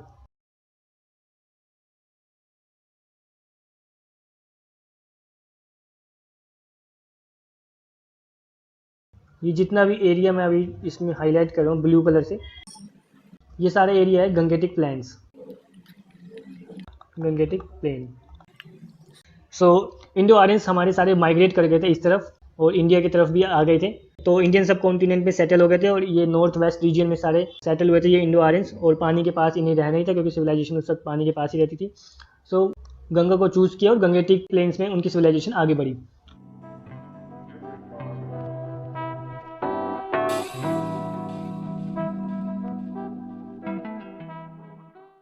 सो अब हम आते हैं क्वेश्चन की तरफ कि अर्ली वैदिक पीरियड वाज मेनली अर्बन। तो पहला आंसर तो हमारा ये हो ही जाता है वैसे कि ये तो गलत ही है, अर्बन उसमें कुछ भी नहीं था, सब एग्रीकल्चर पे बेस्ड था। सेकंड इज द वैदिक पीरियड स्पैन बिटवीन 1500 से 500 या 600 BC। सो यहाँ पे मैंने लिखा था कि 1500 से 500 BC के अराउंड जो हमारा वैदिक पीरियड है वो चला था। The Vedic age followed the Indus valley civilisation. तो इंडस वैली सिविलाइजेशन के बाद ही हमारा वैदिक पीरियड आया था। And fourth is the civilisation was settled in the Gangetic plains. इधर ही सारा सिविलाइजेशन हमारा सेटल हुआ था, इंडस वैली सिविलाइजेशन ये सब कुछ इंडस रिवर और गंगा रिवर के पास सेटल्ड हुए थे। सो 12th का option first is correct. Next question पे चलते हैं, that is 13। So question number 13 is what is the purpose of measure command in AutoCAD. AutoCAD में मेजर कमांड किस लिए यूज की जाती है। So first option is to compute the area of a closed region. तो इसके लिए तो double A command, area command use की जाती है, जिसमें हम ऐड एरिया, सब्ट्रैक्ट एरिया ये सब कुछ करते हैं। Add plus subtract. Second is to measure the length और other dimension of an object. तो डायमेंशन मेजर करने के लिए हमारे पास कमांड है DLI dimension in angular, DI होता है डिस्टेंस मेजर करने के लिए, DCO डायमेंशन कॉन्टिन्यूस, देन इसमें आता है DIMANG एंगुलर मेजर करने के लिए, DI dimension arc, then dimension dia, then dimension jogged. तो ये सारी कमांड्स डायमेंशन मेजर करने के लिए थी, तो मेजर का इसमें कोई यूज़ नहीं है। Third is to measure the original dimension of a block. तो ऐसा कुछ नहीं है कि ओरिजिनल डायमेंशन मेजर करने के लिए आपको मेजर कमांड यूज़ करनी पड़ेगी, उसके लिए तो आप डबल क्लिक करके या एडिट ब्लॉक इन प्लेस करके ब्लॉक एडिटर में जाके वहाँ पे डायमेंशन मेजर कर सकते हैं। Fourth is to insert points along a line और arc at a given interval. So 13 का option fourth is correct. Measure command का यूज़ क्या होता है? मेजर कमांड का यूज़ होता है, मान लीजिए ये एक लाइन है आपकी, ये मान लीजिए लाइन आपकी 1500 की डाली आपने, और आपको मेजर करना है या आपको शो करना है कि इस पॉइंट से, यहाँ पे कोई पॉइंट दे रखा है, इस पॉइंट से 1000 कितनी दूर होगा, 1000 mm कितनी दूर होगा। तो आप जब मेजर कमांड डालेंगे और इस पॉइंट को क्लिक करेंगे, देन उसमें डायमेंशन डालेंगे 1000 mm, तो मेजर कमांड एंटर करने के बाद ऑटोमेटिकली यहाँ पे एक पॉइंट आ जाएगा कि यहाँ पे आपका 1000 डिस्टेंस आएगा, और जब आप इसको मेजर करेंगे तो ये 1000 mm आएगा। सेम ऐसी एक कमांड होती है दैट इज़ डिवाइड, कि अगर आपको एक लाइन को 5 पार्ट में डिवाइड करना है तो आप उसमें डिवाइड कमांड डालेंगे, देन सेलेक्ट ऑब्जेक्ट करके ऐसे आएगा, और जब इसको सिलेक्ट कर लेंगे और इसमें डालेंगे numbers, we have to divide it into 5 numbers, तो 1 2 3 4, तो ऐसे उसमें बन के आ जाएंगे और ये 5 पार्ट में आप लाइन डिवाइड हो जाएगी। सो मान लीजिए अगर ये 1500 की लाइन है और उसको आप इक्वल डिवाइड करना चाहें, 1500 में तो ठीक है, लेकिन कई बार जब अजीब से आते हैं 2 7 3 4 5, उसको आपको 5 पार्ट में डिवाइड करना है, तो सिंपल सी 5 नंबर डाल के उसको सिलेक्ट करके उसको क्लिक कर दीजिए, एंटर कर दीजिए, आपकी लाइन 5 पार्ट में डिवाइड हो जाएगी। डिवाइड नहीं हो जाएगी बट ये पॉइंट्स आ जाएंगे। So fourth option is to insert the point along a line and arc at a given interval. तो मेजर कमांड इसलिए यूज़ की जाती है कि पॉइंट इंसर्ट कर दिया जाए गिवन इंटरवल पे, कि आपने इंटरवल दिया 1000 mm का, 1000 mm के इंटरवल पे पॉइंट आ जाए। सो मेजर कमांड का यूज़ ये होता है। नेक्स्ट क्वेश्चन पे चलते हैं, that is 14। Question number 14 is which of the following is a distinct feature of Roman architecture when compare to Greek architecture. So Roman architecture को जब हम ग्रीक आर्किटेक्चर से कंपेयर करते हैं तो रोमन आर्किटेक्चर का डिस्टिंक्ट फीचर कौन सा है जो रोम को अलग करता है ग्रीक आर्किटेक्चर से?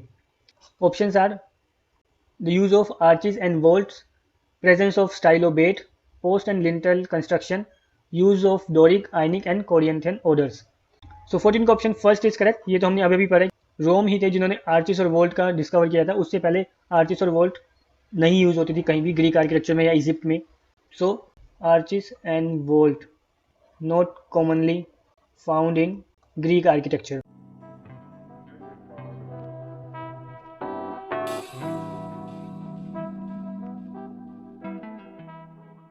सो 14 का option 1 is correct. Second is presence of stylobate. Stylobate क्या होता था?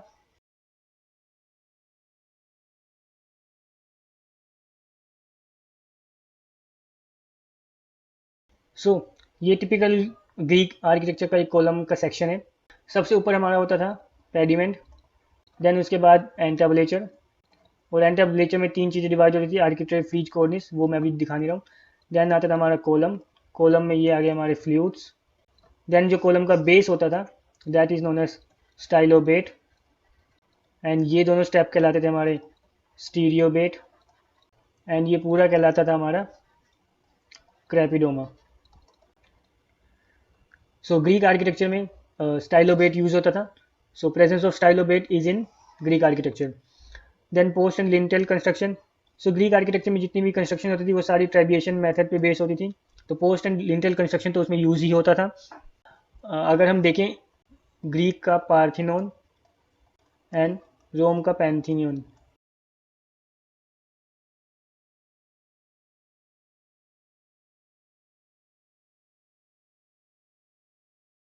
सो ग्रीक का पार्थिनोन जो कि एथेंस में था, roof of the Parthenon was supported by rows of column and lintel.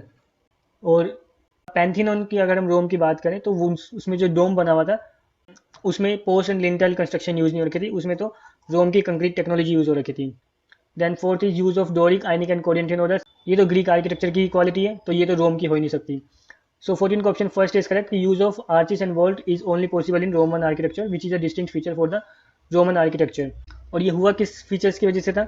ये हुआ था रोम्स की कंक्रीट टेक्नोलॉजी। सो रोम की जो कंक्रीट टेक्नोलॉजी थी, और you can say the concrete technology of Rome allow the creation of arches, vault and domes. And ये special type का कंक्रीट यूज़ करते थे उस वक्त, जो कंक्रीट के नाम से जाना जाता था। और उस वक्त रोम्स उस कंक्रीट को क्या बुलाते थे? उसको ये बुलाते थे ओपस सेईमेंटिकम। ओपस सेईमेंटिकम, ये उनका स्टिकी मटेरियल होता था जो स्टोन को आपस में बांधे रखता था। और इसी मटेरियल की वजह से और इसी कंक्रीट टेक्नोलॉजी की वजह से रोम्स वाले arches, vault, domes, aqueducts, amphitheatres, बड़े बड़े एलिमेंट्स पॉसिबल हो पाए थे।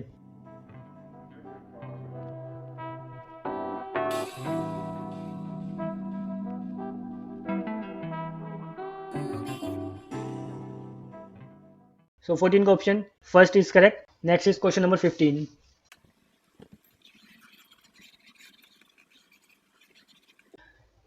Question number 15 is geodetic survey is preferred if the area to be surveyed is below 250 km per square, exceed 100 km per square, below 100 km per square and exceed 250 km per square। So geodetic सर्वे कब consider किया जाता है? जब area 250 से कम हो या 100 से कम हो, 250 से ज़्यादा, 100 से ज़्यादा हो। सो इसके लिए हमें पढ़ना पड़ेगा सर्वे। येलो थंबनेल्स की जो गेट की वीडियोस हैं उसमें आई थिंक ट्रांसपोर्टेशन की वीडियोस में जो सेकंड पार्ट है उसमें हमने सर्वे डिटेल्स में पढ़ रखा है, और उसमें हमने ये कंसेप्ट भी पढ़ रखा है कि जियोडेटिक सर्वे क्या है और कब कंसिडर करना पड़ता है। तो वहाँ पे जाकर आप पूरा सर्वे एक बार रिवाइज कर लीजिए, वो डीडी में हेल्पफुल होगा। येलो थंबनेल की ट्रांसपोर्टेशन की सेकंड वीडियो है। सो एक बार हम यहाँ भी हल्का जल्दी से देख लेते हैं। सर्वे या सर्वेइंग क्या होता है? Surveying is basically method of determining the 3D position और angle of point from relative points on the surface of earth. मतलब क्या है इसका कि मान लीजिए ये सरफेस ऑफ अर्थ है और यहाँ पे ये पॉइंट है कोई सा भी। अब इस पॉइंट की हमें 3D पोजीशन कैसे पता चलेगी? कि हमारे पास दो पहले से नॉन पॉइंट है, ये थर्ड अननोन पॉइंट है। सर्वे के थ्रू हमें इसका एंगल पता चल जाएगा, डिस्टेंस पता चल जाएगा, यहाँ से कितनी एंगल पे है, और इसकी हाइट पता चल जाएगी। तो वो हमारा सर्वे कहलाता है। Method of determining the 3D position of this unknown point from the known relative points is known as surveying. अब क्लासिफिकेशन ऑफ सर्वे अगर हम देखें, classification of survey on the base of earth surface या geographically, surveying को दो part में divide किया जाता है। First is plane surveying and second is geodetic surveying. This is as we know कि अर्थ इज स्फेरिकल। सो अर्थ हमारी स्फेयर में है। सो प्लेन सर्वेइंग क्या होता है? Plane surveying is that surveying where earth surface is considered as plane, or we can say कि the curvature of earth is not take into account। curvature of earth को consider नहीं किया जाता है। and geodetic survey क्या हो जाएगा? geodetic survey is survey where इसका अपोजिट हो जाएगा कि अर्थ कर्वेचर को कंसिडर किया जाता है, एंड जो एक पॉइंट से दूसरी पॉइंट कनेक्ट किए जाते हैं वो स्फेरिकल कनेक्ट किए जाते हैं। जो एक पॉइंट से दूसरी पॉइंट कनेक्ट किए जाते हैं वो आर्च की शेप में कनेक्ट किए जाते हैं, या कर्व्ड होती है ये लाइन। ये डायरेक्ट स्ट्रेट लाइन नहीं होती, दिस इज कर्व्ड लाइन। इसका मतलब क्या है? मान लीजिए अगर ये पॉइंट यहाँ पे है, या इसको अगर डिटेल में पढ़े कि इंडिया हमारा यहाँ पे है, एक पॉइंट इंडिया में कंसिडर करें और एक पॉइंट ऑस्ट्रेलिया में, तो जो हमारा अर्थ सरफेस है वो कुछ इस टाइप से है। तो जब हम बड़े एरिया की बात करते हैं, जब जियोडेटिक सर्वे की बात करते हैं, उसमें हम अर्थ सरफेस को कंसिडर कर रहे हैं। इन दोनों के बीच की डिस्टेंस या जो लाइन कनेक्ट हो रही है वो कर्व लाइन कनेक्ट हो रही है, यानी कि वो आर्च में कनेक्ट हो रही है। This is India and this is Australia. और अगर हम प्लेन सर्वेइंग की बात करेंगे तो वो डायरेक्ट ऐसे कनेक्ट हो जाएगी।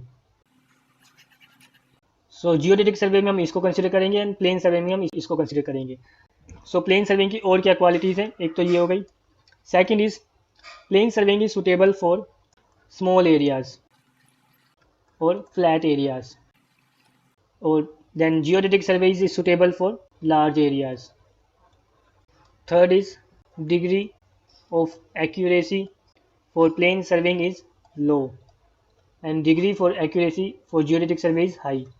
तो जो जियोडेटिक सर्वे के थ्रू हमारे पास डाटा आता है उसकी एक्यूरेसी ज़्यादा होती है as comparison to plane surveying. लेकिन ये मुश्किल होता है क्योंकि इसमें हम सिर्फ सिंपल ट्रिग्नोमेट्री यूज़ करते हैं, इसमें हम यूज़ करते हैं स्फेरिकल ट्रिग्नोमेट्री, तो चीज़ें और मुश्किल हो जाती हैं।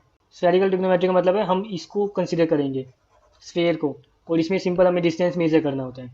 एंड लास्ट इज जो प्लेन सर्वेइंग है, ये मेन पॉइंट है। प्लेन सर्वेइंग में जो एरिया कंसिडर किया जाता है वो लिमिटेड है हमारा 250 किलोमीटर स्क्वायर तक। अगर आपको सर्वे करना है और उसका एरिया 250 किलोमीटर स्क्वायर अंदर अंदर आ रहा है तो हम प्लेन सर्वेइंग यूज़ करेंगे। लेकिन अगर if the area exceeds 250 kilometre square तो हम जियोडेटिक सर्वे कंसिडर करेंगे। हमें उस एरिया का सर्वे जियोडेटिक सर्वे के थ्रू ही करना पड़ेगा। सो 250 किलोमीटर स्क्वायर का मतलब क्या हो गया, 15 किलोमीटर बाय 15 किलोमीटर, मतलब 225 किलोमीटर मान लीजिए। अगर इतना एरिया है तो आपको वो प्लेन सर्वे चल जाएगा। अगर 16 बाय 16 का स्क्वायर हो गया तो आपको जियोडेटिक सर्वे के थ्रू ही उसका सर्वे करवाना पड़ेगा। 15 किलोमीटर की बात हुई है तो एक पॉइंट यहाँ पे नोट ये भी किया जा सकता है कि डिफरेंस कितना होता है एक आर्क में और एक अगर हम डायरेक्ट स्ट्रेट लाइन मारें दो पॉइंट्स के बीच में। ये प्लेन सर्विंग का बता रहा हूँ क्योंकि इसमें ज़्यादा बड़ी आर्क हम ले नहीं सकते, ज़्यादा डिस्टेंस दूर हो जाएगा तो एरिया बढ़ जाएगा। तो इसमें मैक्सिमम डिस्टेंस आता है आपका 0.1 मीटर। तो इसलिए हम प्लेन सर्विंग में इसको कंसिडर कर सकते हैं कि 0.1 मीटर का नलीफाई हो रहा है कि मतलब आर्क बड़ी थी और हमारा ये स्ट्रेट डिस्टेंस थोड़ा सा छोटा आ रहा है 0.1 मीटर का, तो इतना नेग्लिजिबल किया जा सकता है। लेकिन उससे ज़्यादा अगर हम एरिया लेंगे तो ज़्यादा आएगा ये डिस्टेंस, इसलिए फिर हम जियोडेटिक सर्वे यूज़ करते हैं।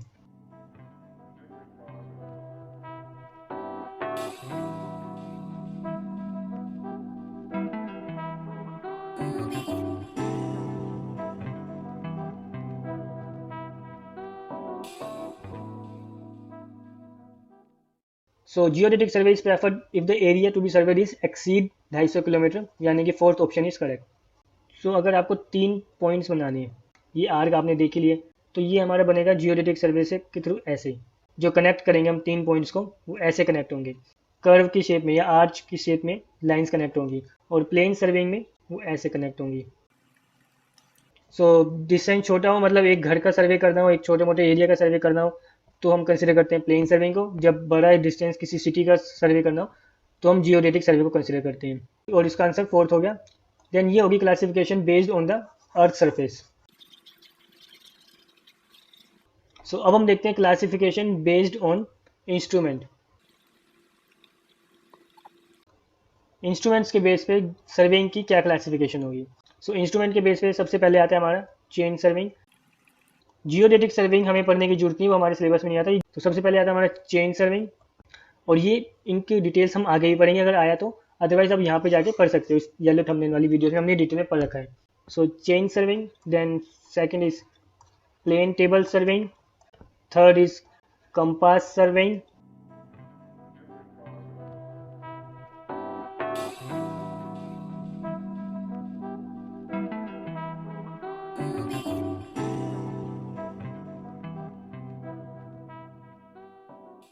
कंपास सर्विंग से बहुत क्वेश्चन आते हैं। Fourth is tacheometric surveying. Tacheometric surveying अभी हमने राजस्थान CPWD में भी पढ़ा है। Then is theodolite surveying. Then आता है हमारा classification based on nature of surveying या नेचर ऑफ फील्ड। सो उसमें आता है सबसे पहले land surveying, then marine surveying, then astronomical surveying. इन सब के बारे में तो आपको पता होना चाहिए। ये तीनों के बस नाम पता हो, हल्का फुल्का पता हो तो चल जाएगा काम। Then classification based on method of surveying. Method of surveying में आता है हमारा ट्राइंगुलेशन मेथड। ये इंपॉर्टेंट है, ये आपको पता होना चाहिए। ट्राइंगुलेशन मेथड या ट्राइंगुलेशन मेथड सर्वेइंग या triangulation surveying. Then traverse surveying. तो ये दोनों इंपॉर्टेंट है।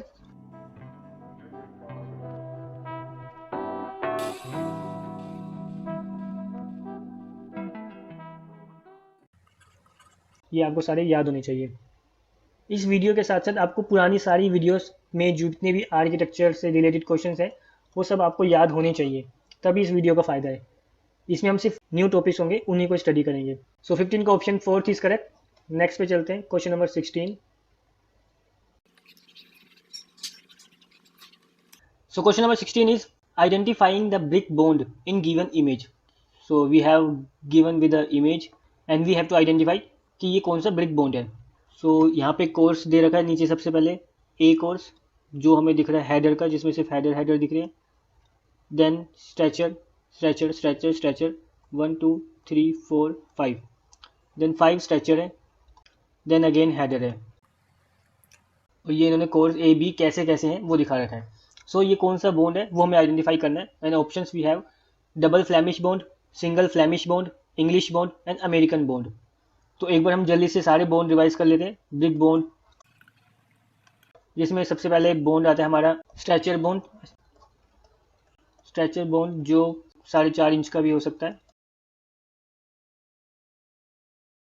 जिसमें हम डायरेक्ट ब्रिक को अलोंग द फुटर प्लेस करते जाते हैं और ये 4.5 इंच की ब्रिक यहाँ पे आती है, 9 इंच की जो विड्थ लेंथ है वो इसकी यहाँ पे आती है। So this is stretcher bond. Then इसके बाद आता है हमारा header bond.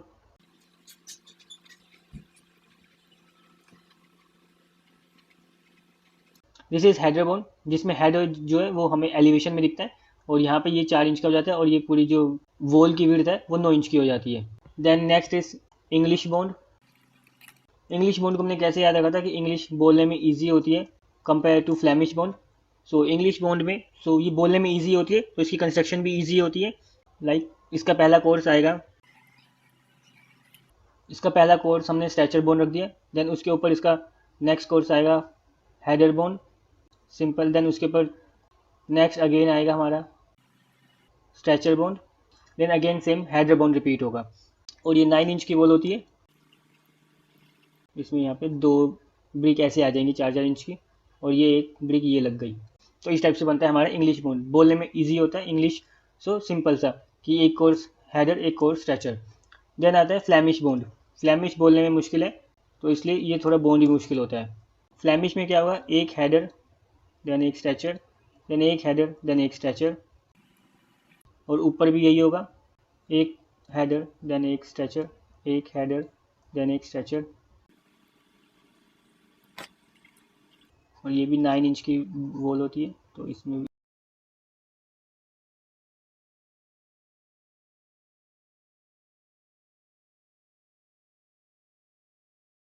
So this is Flemish bond. और ये फ्लैमिश की एलिवेशन ऐसी दिखती है कि इसके कोर्स में दिखता है स्ट्रेचर हेडर, और इसके तो एक ही कोर्स में सेम कोर्स में आपको पहले stretcher then header then stretcher then header ऐसे दिखता है। सो इसकी एलिवेशन कुछ इस टाइप की दिखती है और इसकी एलिवेशन कुछ इस सिंपल सी दिखती है।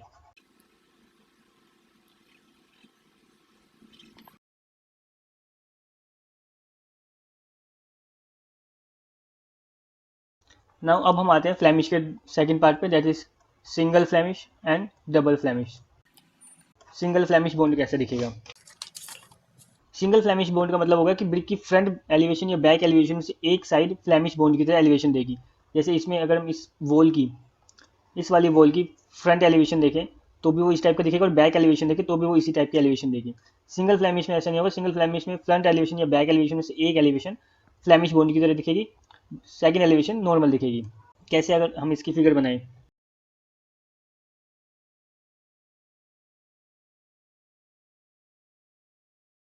देन नेक्स्ट इसका कैसे बनेगा, ये हो गया इसका first course. Then second course कैसे होगा इसका,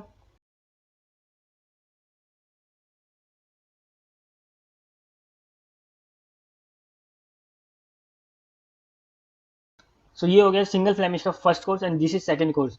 और अगर हम इसकी एलिवेशन बनाएं तो इसकी एलिवेशन कुछ इस टाइप से बनेगी। फ्रंट एलिवेशन अगर हम देखें तो ये आ गया हमारा header, then this is stretcher, then this is header, this is stretcher, this is stretcher.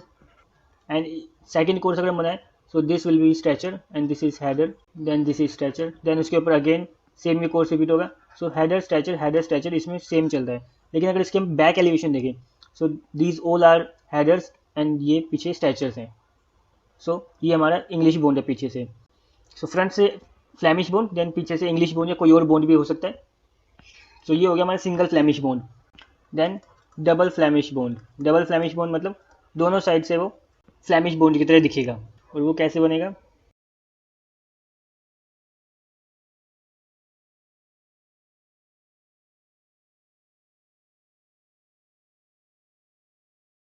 ये हो गया डबल फ्लैमिश बॉन्ड का first course. Then second course इसका क्या होगा,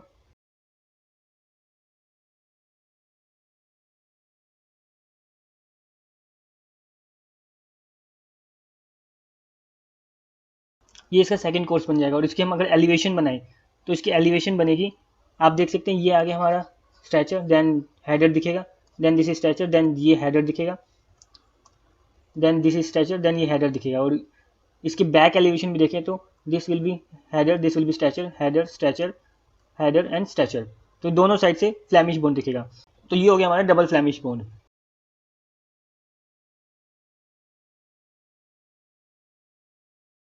then we have American bond. American bond या जिसको कॉमन बोन्ड भी कहते हैं।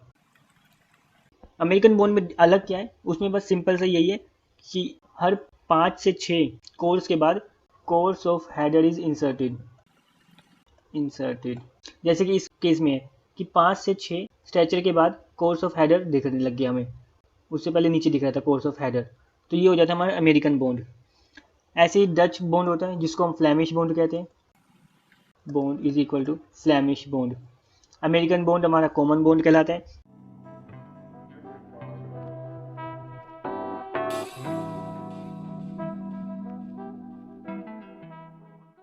देन एक होता है garden wall bond. Garden wall bond में क्या होता है, उसकी एलिवेशन कुछ इस टाइप की बनती है।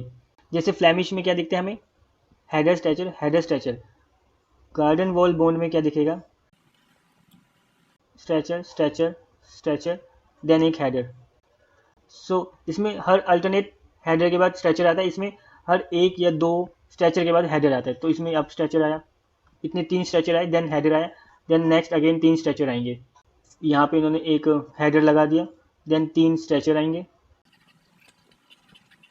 अल्टरनेट हेडर के बाद स्ट्रेचर नहीं आता, अल्टरनेट हेडर के बाद 3 स्ट्रेचर आते हैं, या अल्टरनेट 3 स्ट्रेचर के बाद हेडर आता है। तो that is garden wall bond.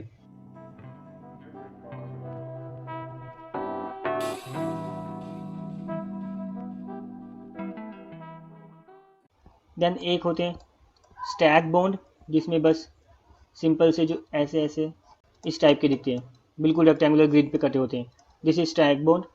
और एक होता है लास्ट रेकिंग बॉन्ड या हैरिंग बॉन्ड, जो एलिवेशन में ऐसे दिखते हैं।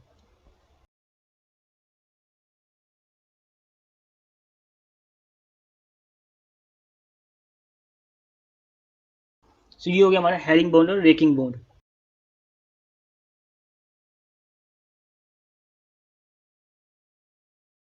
अब आते हैं क्वेश्चन की तरफ।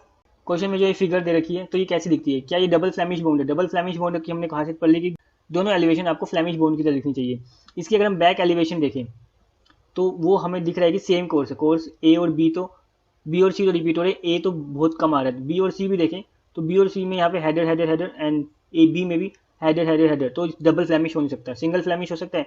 पीछे चलो कोई भी, हमारा फ्रंट में क्या फ्लैमिश बोन दिख रहा है, फ्रंट में भी हमें हर जगह फ्लैमिश बोन नहीं दिख रहा, हमें स्ट्रेचर स्ट्रेचर स्ट्रेचर दिख रहे हैं, देन हेडर की कोर्स आ रहा है। सो हमारा सिंगल फ्लैमिश डबल फ्लैमिश नहीं है। इंग्लिश बोन हमने पढ़ा है, सिंपल सा होता है, बोलने में ईजी होना चाहिए, यानी कि पहले स्ट्रेचर स्ट्रेचर स्ट्रेचर, देन उसी के ऊपर हेडर आना चाहिए, लेकिन 5-6 कोर्स के बाद आ रहा है, तो इंग्लिश बोन में नहीं है। Then last is American bond. So 16 का option fourth is correct. American bond हमने पढ़ा था कि अल्टरनेट 5 से 6 कोर्स के बाद या 3 से 4 कोर्स के बाद हेडर का एक कोर्स इंसर्ट कर दिया जाता है। तो ये जो course A actually that is that course, जिस कोर्स की मैं बात करूँ कि अल्टरनेट 5 से 6 कोर्स के बाद हेडर कोर्स इंसर्ट कर दिया जाता है। सो 16 का ऑप्शन फोर्थ इज करेक्ट। चलते हैं नेक्स्ट 17 की तरफ। Question number 17 is the joint that is generally used to connect a roof rafter to the top plate of supporting wall is. So जो roof rafter को top plate of supporting wall से connect करता है वो joint कौन सा कहलाता है? Butt joint, mortise and tenon joint, bridle joint, bird's mouth joint.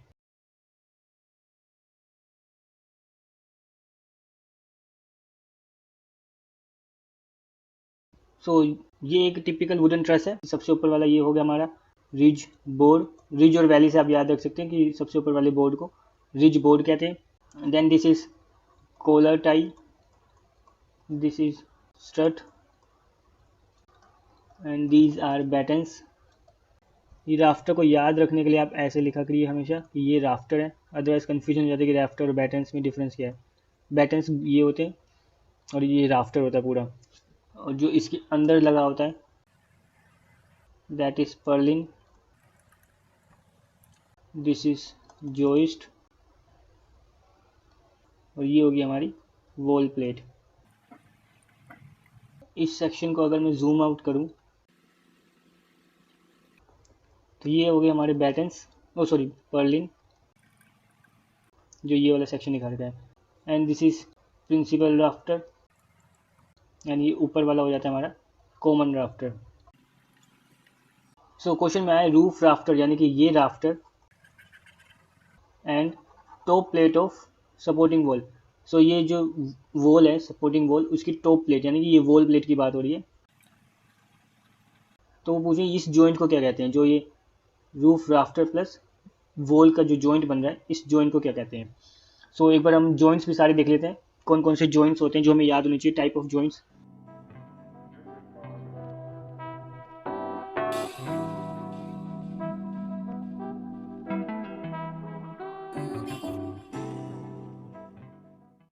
सबसे पहले आता है हमारा बट जॉइंट। बट जॉइंट को आप बट से याद रख सकते हो, हिप से, कि हिप हमारे इस टाइप के होते हैं, तो इन दोनों को जब ऐसे ले आते हैं so this becomes butt joint, simple से बट जॉइंट। देन इसी का इनोवेशन होता है मीटर जॉइंट। मीटर में ये सेम ऐसे रहते हैं, बस ये एंगल बन जाता है, this is mitre joint. Third is mortise and tenon joint. So mortise को हमने कैसे याद रखा था, मोटाइज को याद रखा था हमने टोरटॉइज से, कि जैसे टोरटॉइज अपने शेल में वापस घुस जाता है, उसके पैर बाहर निकले होते हैं, देन वो उसके पैर वापस अंदर घुस जाते हैं, तो वैसे ही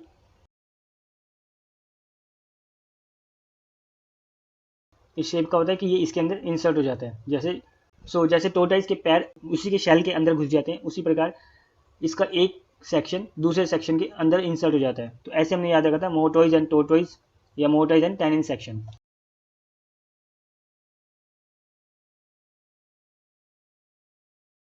then next is tongue and groove. Tongue and groove को हमने याद रखा था ग्रूव से ही, कि जैसे किसी एक वॉल में ग्रूव्स बनाओ, ये हमारा ग्रूव बाहर निकल रहा है, एंड की जो इसके सामने वाला सेक्शन है उसमें ये ग्रूव इंसर्ट हो जाएगा। ठीक है, so that is tongue and groove. जैसे ग्रूव्स होते हैं हमारे, ये इसकी टंग होगी and this is groove. Grooves आपने मेट्रो सेक्शन या आजकल तो हर जगह ही जो स्टोन्स लगते हैं वॉल एलिवेशन में, उनमें भी ग्रूव्स दिया जाता है, और जिसके लिए हम प्लस साइन का एलिमेंट यूज़ करते हैं ताकि ग्रूव्स दिखते रहें। So tongue and groove. Next is lap joint. Lap को हमने याद कैसे रखा था, कि थाई के ऊपर थाई रख के जैसे बैठते हैं हम, ठीक है, जैसे थाई के ऊपर थाई रख के बैठते हैं, उसी प्रकार लैप जॉइंट होता है हमारा। तो ये लैप इस लैप के ऊपर आ जाएगी, जैसे ये दो लैप इस लैप के ऊपर आ जाती हैं, so that is lap joint. Then next होता है हमारा एक इसी से related rabbit joint. Rabbit joint में ये इसी का नेक्स्ट वर्जन होता है, वो जॉइंट ऐसे बनता है, ठीक है, सेम दोनों सेक्शन होते हैं, चाहे इसको ऊपर लगा लो चाहे ये सेक्शन यहाँ पे आके लग जाएगा, ठीक है, so that is rabbit joint. Then next आता है डव टेल। डव टेल तो बहुत आसान है और इजीली याद भी रहता है, क्योंकि इसकी डव की टेल की तरह इसकी जो एक सेक्शन होता है उसकी शेप इसी टाइप की होती है, डव टेल्स की तरह ही, जैसे डक के पैर होते हैं, कैसे भी आप याद रख सकते हो, so dovetail. Then next is bridle section या ब्राइडल जॉइंट। ब्राइडल जॉइंट हमने कैसे याद रखा था, कि जैसे शादी में लोग एक दूसरे के सामने हाथ जोड़ते हैं, देन अगला बंदा उसी हाथ को जोड़ रोकता कैसे, ये एक संबंधी ने हाथ जोड़े या, और देन सेकंड बंदा उसको कैसे रोकता है, अपने दोनों हाथ इसके इधर लाकर, ठीक है। सो ब्राइडल जॉइंट भी कुछ इसी टाइप का होता है, कि पहले एक सेक्शन ऐसे बना होता है, या पहले जो हमने हाथ जोड़ने वाला देखा था, तो पहले हम हाथ जोड़ते कैसे, एक सेक्शन आया हाथ जोड़ता हुआ ऐसे, और ये सेक्शन जाके इसमें लग जाता है, सो हाथ जोड़ने के बाद हमारा सेक्शन ऐसे बन जाता है।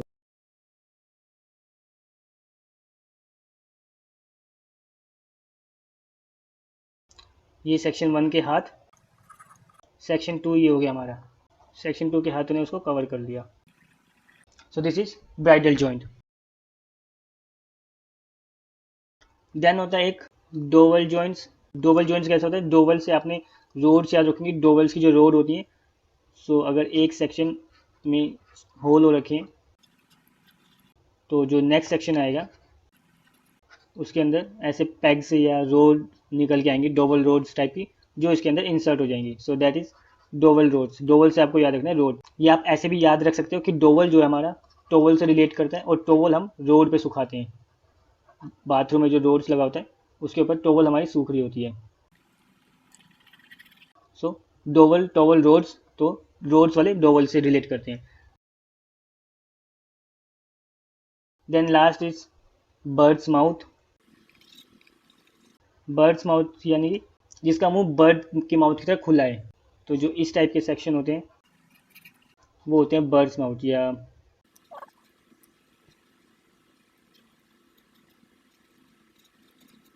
तो ये हो गया हमारे बर्ड्स माउथ सेक्शन, जो इस टाइप के एंगल्स बनाते हैं।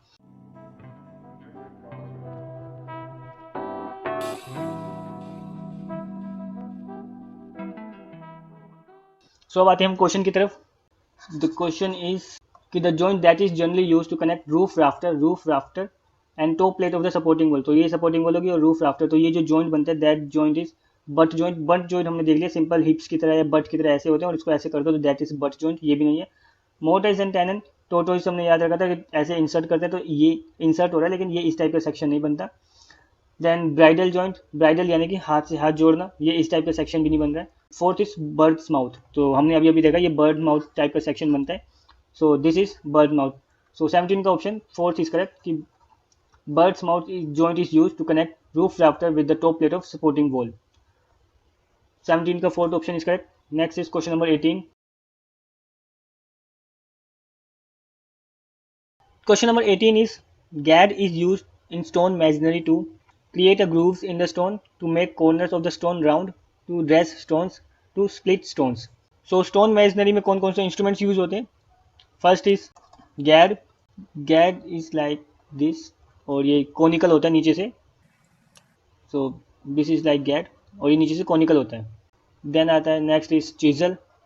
chisel और GAD में थोड़ा सा difference होता है। chisel भी ऊपर से slender होता है, बट नीचे से वो इस टाइप से होता है, कोनिकल नहीं होता है। अगर इसको हम लेफ्ट हैंड साइड से देखें तो चीजल ऐसा दिखेगा। This is chisel.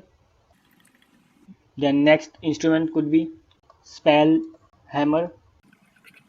Spell hammer कुछ इस टाइप का दिखता है। This is spall hammer.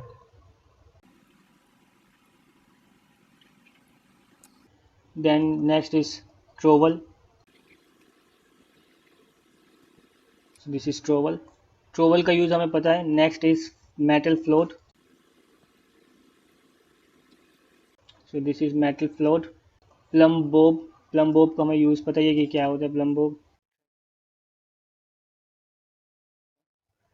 Then tooth chisel. Tooth chisel कुछ इस टाइप का होता है। देन शॉवल, या इसको स्पेड्स भी कहते हैं। शावल और स्पेड्स काफ़ी मिलते जुलते हैं। ये शावल हो गया, और स्पेड्स हो जाएगा आपका फावड़ा जिससे मसाला मिलाते हैं। This is shovel. देन एक होता है क्रो बार, स्टोन को उठाने के लिए, गिराने के लिए। देन एक होता है जॉइंटर।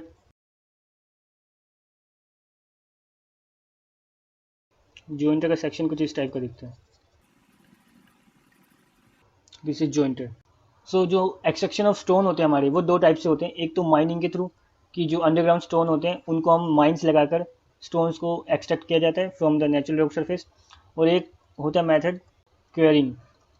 अंडरग्राउंड स्टोन्स को छोड़ के जितने भी नेचुरल रॉक सरफेस जो एक्सपोज्ड होते हैं उनसे स्टोन्स को एक्सट्रैक्ट करने के प्रोसेस को कहते हैं क्वारिंग।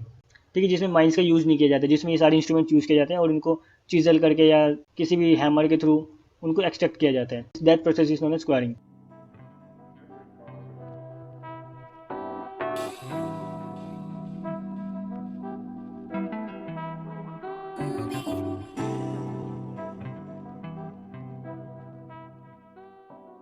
सो अब आते हैं क्वेश्चन नंबर 18 की तरफ कि गैड का यूज़ किस लिए किया जाता है। Create a grooves in the stone. Stones में ग्रूव्स क्रिएट करने के लिए तो चीजल का यूज़ किया जाएगा। To make corner of the stone round. तो स्टोन्स को राउंड करने के लिए चीजल भी यूज़ किया जा सकता है, हैमर भी यूज़ किया जा सकता है। गैड का यूज़ नहीं किया जा सकता क्योंकि गैड तो खुद कोनिकल है और नीचे से पॉइंटेड है। 18 is to dress stone, stone को ड्रेस करने के लिए भी वही चीजल एंड हैमर का यूज़ किया जा सकता है। 18 is to split stone, so stones को स्प्लिट करने के लिए गैड का यूज़ किया जाता है। आपने कई वीडियोस में देखा भी होगा, कुछ इस टाइप के स्टोन्स में बहुत सारे गैड इंसर्ट कर देते हैं लाइन वाइज, देन एकदम से सारे गैड्स को अंदर हैमर करते हैं, उन सब पे एकदम से हथौड़ा मारते हैं और वो स्टोन स्प्लिट हो जाता है यहाँ से। सो गैड का यूज़ किया जाता है स्टोन्स को स्प्लिट करने के लिए। सो 18 का option fourth is correct. Next question में चलते हैं। नेक्स्ट क्वेश्चन में चलने से पहले जो हमने जॉइंट्स पढ़े थे उसमें दो जॉइंट्स रह गए थे। स्कार्फ जॉइंट, स्कार्फ जॉइंट कहीं पे आ रखा है। तो स्कार्फ जॉइंट कुछ इस टाइप के होते हैं। एक ये टाइप का होता है स्कार्फ जॉइंट, देन नेक्स्ट होता है कुछ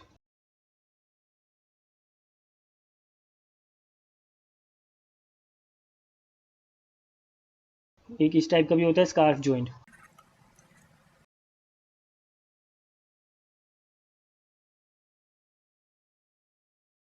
एंड एक इम्पोर्टेंट जॉइंट और है, दैट इज गसट प्लेट जॉइंट। गसट,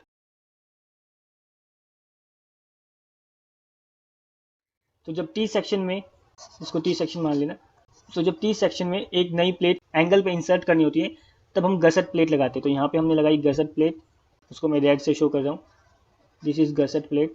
इस गसट प्लेट के वेब्स को या फ्लैंज को ऐसे स्क्रू कर देते हैं इस वाली प्लेट में, देन यहाँ पे लाकर नेक्स्ट प्लेट को ज्वाइन कर देते हैं। उस आई सेक्शन के इस एलिमेंट को यहाँ पे स्क्रू कर देते हैं। So that is known as gusset plate junction. So 18 हो गया। Next question is question number 19। Question number 19 is, which of the following scales is suitable for giving the details of 1 meter by 2.1 meter door on an A3 sheet with border and format? Borders भी लगाने और format भी लगाना और A3 sheet पे door की 1 metre by 2.1 metre की details देनी है। तो इनमें से कौन सा स्केल सुटेबल रहेगा? सो A3 शीट का अगर हम साइज देखें, अभी हम इसको पोर्ट्रेट बना लेते हैं क्योंकि हमारा जो डोर है वो भी 1 मीटर बाई 2.1 मीटर पोर्ट्रेट में ही है। सो A3 शीट का साइज़ भी हमारा पोर्ट्रेट ले लेते हैं, दैट इज़ 297 बाई 410 mm। इसको अगर हम mm में करें तो 1000 बाय 2100। सो इस डोर के साइज़ को हम कितने स्केल पे करें कि यहाँ पे ये फिट आ जाए अलोंग विद द बॉर्डर्स और फॉर्मेट भी। तो इतना फॉर्मेट कुछ मार्जिन ले लेते हैं हम। सो इसका स्केल निकालते हैं। अगर हम 1000 को 297 पे लाना चाहते हैं या 300 पे लाना चाहते हैं तो इसका स्केल हमें 3 लेना पड़ेगा। 1000 को 300 से डिवाइड करेंगे, 1000 को 300 से डिवाइड करेंगे तो 300 से ज़्यादा आएगा, लेकिन हमारे पास तो 297 है तो हम राउंड ऑफ 1:5 ले लेते हैं। 5 लेते तो 200 के आसपास आएगा, तो इसमें हमारे पास ऑप्शन 5 है भी वैसे। सो ये ऊपर वाला ठीक है। सेकंड देखते हैं कि 2100 को अगर हम 1:5 पे लेंगे तो क्या हमारा 410 के अंदर आ जाएगा। सो 2100 डिवाइड बाई 410, सो ये कुछ ज़्यादा आ रहा है 5.1 समथिंग। सो यानी कि हमें 5 से छोटा लेना पड़ेगा। तो हम 10 ले लेते हैं। 2100 को अगर हम 10 पे करेंगे सो दिस विल बी 210, और 1000 को करेंगे तो this will be 100। So 100 by 210 का हमारा व्यू पोर्ट है, उसका साइज़ हो जाएगा, जो भी डोर है वो उस साइज़ का बन जाएगा A3 शीट पे, और उसका स्केल हो जाएगा 1:10। सो 19 का ऑप्शन 1:10 यानी कि first option is correct. Next question में चलते हैं, question number 20। Question number 20 is, which of the following is not an indirect method of chaining on an uneven or sloping ground? So जो ground है वो uneven और sloping ground है, तो उसमें इनडायरेक्ट मेथड कौन सा है, कौन सा नहीं है इन चारों में से? Hypotenusal allowance method, stepping method, angle measured, difference in level measured. So ये क्वेश्चन आता है हमारा चेन सर्वेइंग से। चेन सर्वेइंग, सर्वेइंग हमने पढ़ा था, the method of showing positions या रिलेटिव positions of points या of a point above or beneath the ground, above or beneath the ground from the known point। एक known point से जब unknown points की reference पता चलता है, that is known as surveying. और हमने उसी के अभी पार्ट्स पढ़े थे, classification based on the instruments, और उन इंस्ट्रूमेंट्स बेस्ड क्लासिफिकेशन में हमने पढ़े थे chain surveying, plane table surveying, compass surveying, theodolite surveying, tacheometric surveying, photographic and aerial surveying, और उसमें से क्वेश्चन आया चेन सर्विंग में से कि चेनिंग के डायरेक्ट और इनडायरेक्ट मेथड में से कौन से ये चारों में से नहीं है। सो हमारा चेन सर्विंग आता है। चेन सर्विंग में हमारे कौन कौन से इंस्ट्रूमेंट्स यूज़ होते हैं? फर्स्ट इज चेन, या जिसको टेप भी कहते हैं, अब टेप यूज़ करते हैं। चेन जंग खा जाते थे इसलिए अब चेन यूज़ नहीं करते हैं। Then arrows, pegs, ranging rods, offset rods, ये सारे जो इंस्ट्रूमेंट्स है ये यूज़ होते हैं। चेन सबसे इंपॉर्टेंट है, तो चेन चेन पढ़ेंगे हम। सो चेन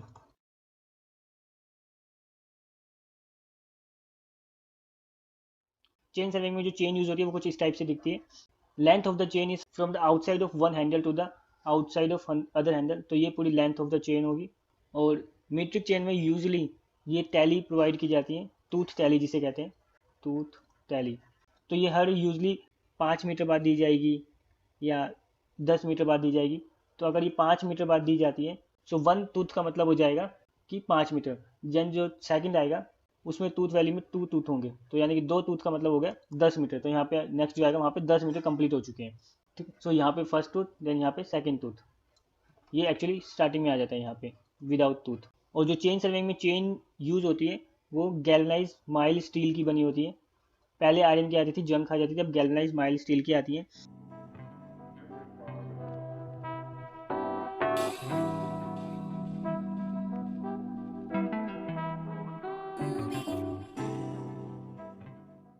ठीक है, so this is chain. Then next आता है arrows.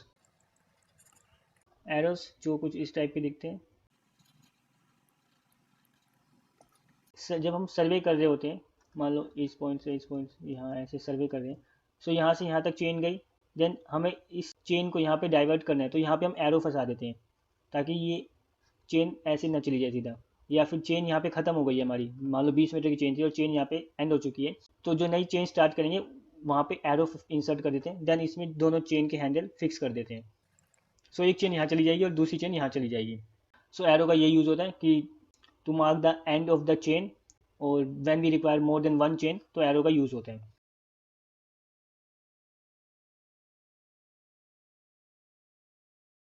Then next is wooden peg. Wooden peg की जो डायमेंशन होती है वो होती है 25 by 25 mm, and this is 150। This is wooden peg. इसका यूज़ होता है to mark the position of survey stations और end point of survey. So position की यहाँ तक सर्वे करना है, यहाँ पे हमने मार्क कर दिया, देन यहाँ पे मार्क कर दिया, देन यहाँ पे मार्क कर दिया।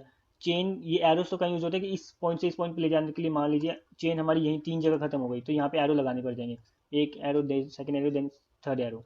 और सर्वे स्टेशन को मार्क करने के लिए हम वुडन पैक्स का यूज़ करते हैं।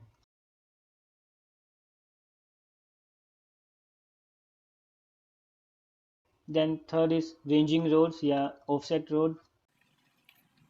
रेंजिंग रोड्स कुछ इस टाइप की दिखती है, 2 से 3 मीटर इसकी लेंथ होती है। ये काम आती है हमारी रेंजिंग में। रेंजिंग क्या होता है? किसी सर्वे में इंटरमीडिएट पॉइंट्स डालने के लिए रेंजिंग रोड्स का यूज़ किया जाता है कि यहाँ पे हमने पॉइंट्स डाल दिए, यहाँ पे पॉइंट डाल दिए, तो यहाँ पे हम रेंजिंग रोड लगा देते हैं। तो इंटरमीडिएट पॉइंट्स डालने के लिए या लोकेशन ऑफ स्टेशन डालने के लिए, क्योंकि ये ईजी टू एम होता है, काफ़ी ऊपर निकले होते हैं, 2 से 3 मीटर, तो मान लीजिए अगर आधा मीटर भी नीचे चला गया तो भी इतना ऊपर रहेगा कि दिख जाएगा। ये वुडन पैक्स और ये तो छोटे छोटे होते हैं, तो इजी टू एम होता है, इसलिए रेंजिंग रोड्स का यूज़ किया जाता है। और ये यूज़ किस में किया जाता है? रेंजिंग में। Ranging is the process to mark the position of intermediate points और स्टेशन, उसको रेंजिंग प्रोसेस कहते हैं। रेंजिंग भी 2 टाइप की होती है, डायरेक्ट और इनडायरेक्ट।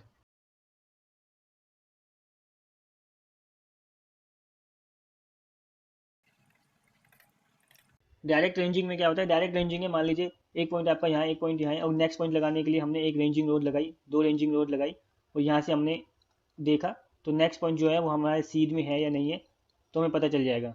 ये हो गया हमारा रेंजिंग, डायरेक्ट रेंजिंग। या फिर हम एक टर्म है इसमें लाइन रेंजर। लाइन रेंजर में हम प्रिज्म का भी यूज़ करते हैं, इसको हम डीपली नहीं जाएंगे क्योंकि इतने डीप नहीं आता है। सो आपको पता होना चाहिए कि रेंजिंग 2 टाइप की होती है, डायरेक्ट इनडायरेक्ट, और उसमें एक तो direct by eye, second is direct होता है बाय प्रिज्म, जिसको लाइन रेंजर कहते हैं। Third is indirect. इनडायरेक्ट में क्या होता है? मान लीजिए एक कुछ रिज आ गया, वैली आ गई, एक आपकी रेंजिंग रोड यहाँ पे है, देन सेकंड रेंजिंग रोड हमें यहाँ पे लगानी है, उसके लिए हम यहाँ पे 2 इंटरमीडिएट रेंजिंग रोड्स लगाएंगे।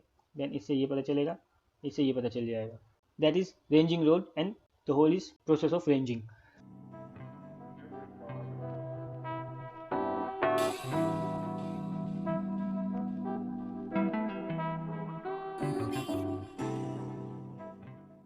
अब आते हैं क्वेश्चन की तरफ, चेनिंग, डायरेक्ट और इनडायरेक्ट चेनिंग। जब ग्राउंड सीधा होता है, प्लेन होता है, तो हम नॉर्मल चेन सर्वे से उसका सर्वे कर सकते हैं। But when the ground is sloppy और अनइवन, तो हमारे पास 2 मेथड है, direct method and indirect method. Direct method क्या हो गया, डायरेक्ट मेथड में आता है हमारा stepping method. So direct method में क्या होता है, मान लीजिए ये एक अनस्लोप, अनइवन और स्लोप ग्राउंड है जिसका हमें सर्वे करना है। सो हमें इस ए से बी तक की लोकेशन का हॉरिजॉन्टल डिस्टेंस पता करना है। हॉरिजॉन्टल डिस्टेंस मतलब ये, नॉर्मल डिस्टेंस अगर हमें हाइपोटेन्यूज पता करनी होगी तो वो तो हम डायरेक्ट चेन लगाकर ऐसे पता कर लेंगे, हमें हॉरिजॉन्टल डिस्टेंस पता करना है। तो उसमें डायरेक्ट या स्टेपिंग मेथड में क्या करते हैं, उसमें हम इस इंटरमीडिएट पॉइंट्स करते हैं यहाँ से यहाँ तक, देन इसको मेजर कर लेंगे, इसको मान लीजिए हमने x नाम दे दिया, देन x2, देन इसको मेजर कर लेंगे, देन x3, देन इसको मेजर कर लेंगे। सो x1 x2 प्लस x3 ये टोटल आ जाएगा हमारा AB। सो ये होता है हमारा स्टेपिंग मेथड, इसमें स्टेप्स बनते हैं। बस इसमें एक पॉइंट क्या इंपॉर्टेंट होता है, that this height should not be exceed 1.8 metre, और you can say height of human, इंसान की हाइट से ज़्यादा बड़ा नहीं होना चाहिए, ताकि जब बंदा यहाँ पे एक चेन को पकड़ के खड़ा है और दूसरी जब यहाँ पे चेन को स्ट्रेच करे तो उसमें लैगिंग ना आए। हाइट से कम या ज़्यादा होगा तो लैगिंग आ सकती है, तो हाइट से कम ही रखते हैं इसको, ताकि ये जो चेन स्ट्रेच हो एकदम हॉरिजॉन्टली स्ट्रेच हो, उसमें लैगिंग ना आए। And this short horizontal length is known as steps, तो इसलिए इस मेथड का नाम स्टेपिंग पड़ा है।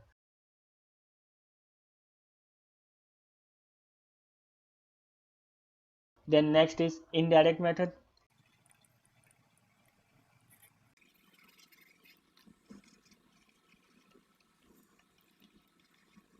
इनडायरेक्ट मेथड में क्या करते हैं, हम हाइपोटेन्यूज वाला डिस्टेंस मेजर कर लेते हैं एंड एंगल फाइंड आउट कर लेते हैं थ्रू क्लिनोमीटर या अदर एंगल मेजरमेंट डिवाइस, और उसके बाद जब हमारे पास ये आ गया, ये आ गया, देन हम ए बी की लेंथ निकाल लेते हैं। सो ये मेथड कहलाता है हमारा इनडायरेक्ट मेथड या हाइपोटेंशियल मेथड। हाइपोटेंशियल मेथड इसको क्यों कहते हैं, हाइपोटेंशियल मेथड, क्योंकि ये बना है हमारा हाइपोटेन्यूज मेजरमेंट से, क्योंकि हम मेजर कर रहे हैं इसमें हाइपोटेन्यूज मेजर कर रहे हैं, इसलिए इसका नाम है हाइपोटेंशियल मेथड। इसमें बेसिकली करते क्या है, एक this is A, this is B, जितनी ए बी की लेंथ है उतनी हमने यहाँ पे लेंथ लिया और एक पॉइंट रखा, तो ये कुछ इस टाइप से बनेगी, जिसको हम नाम दे देते हैं B1 और ये C है। हमें we have to find out AB, हम AC फाइंड आउट कर सकते हैं, एक हल्की सी डेरिवेशन है वो भी हम देख लेते हैं, that is AB is equal to AB1, ये AB is equal to AB1, और इसको हमने मान लीजिए नाम दे दिया 100 लिंक्स।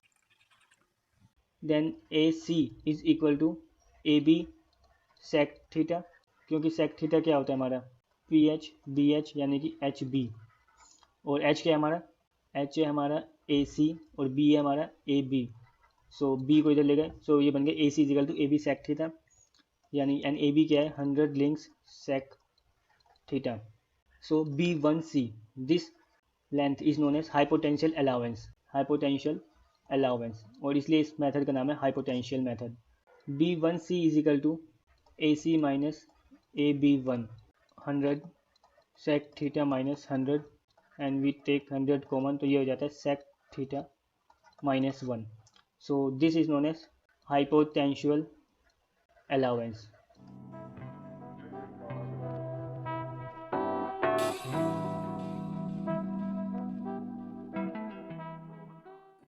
सो अब हम आते हैं क्वेश्चन की तरफ कि इनमें से कौन सा इनडायरेक्ट मेथड नहीं है। इनडायरेक्ट मेथड हमने पढ़ लिया, हाइपोटेंशियल इनडायरेक्ट मेथड है। स्टेपिंग मेथड इनडायरेक्ट मेथड नहीं है, ये हमने अभी पढ़ा था, डायरेक्ट मेथड है। एंगल मेजर हमारा इनडायरेक्ट मेथड में ही होता है। डिफरेंस इन लेवल मेजर वो भी हमारा इनडायरेक्ट मेथड में होता है। तो क्वेश्चन नंबर 20 का option second is correct, stepping method is not the indirect method of चेनिंग on uneven और स्लोपिंग ग्राउंड। क्वेश्चन नंबर 20 का second is correct. Next is question number 21।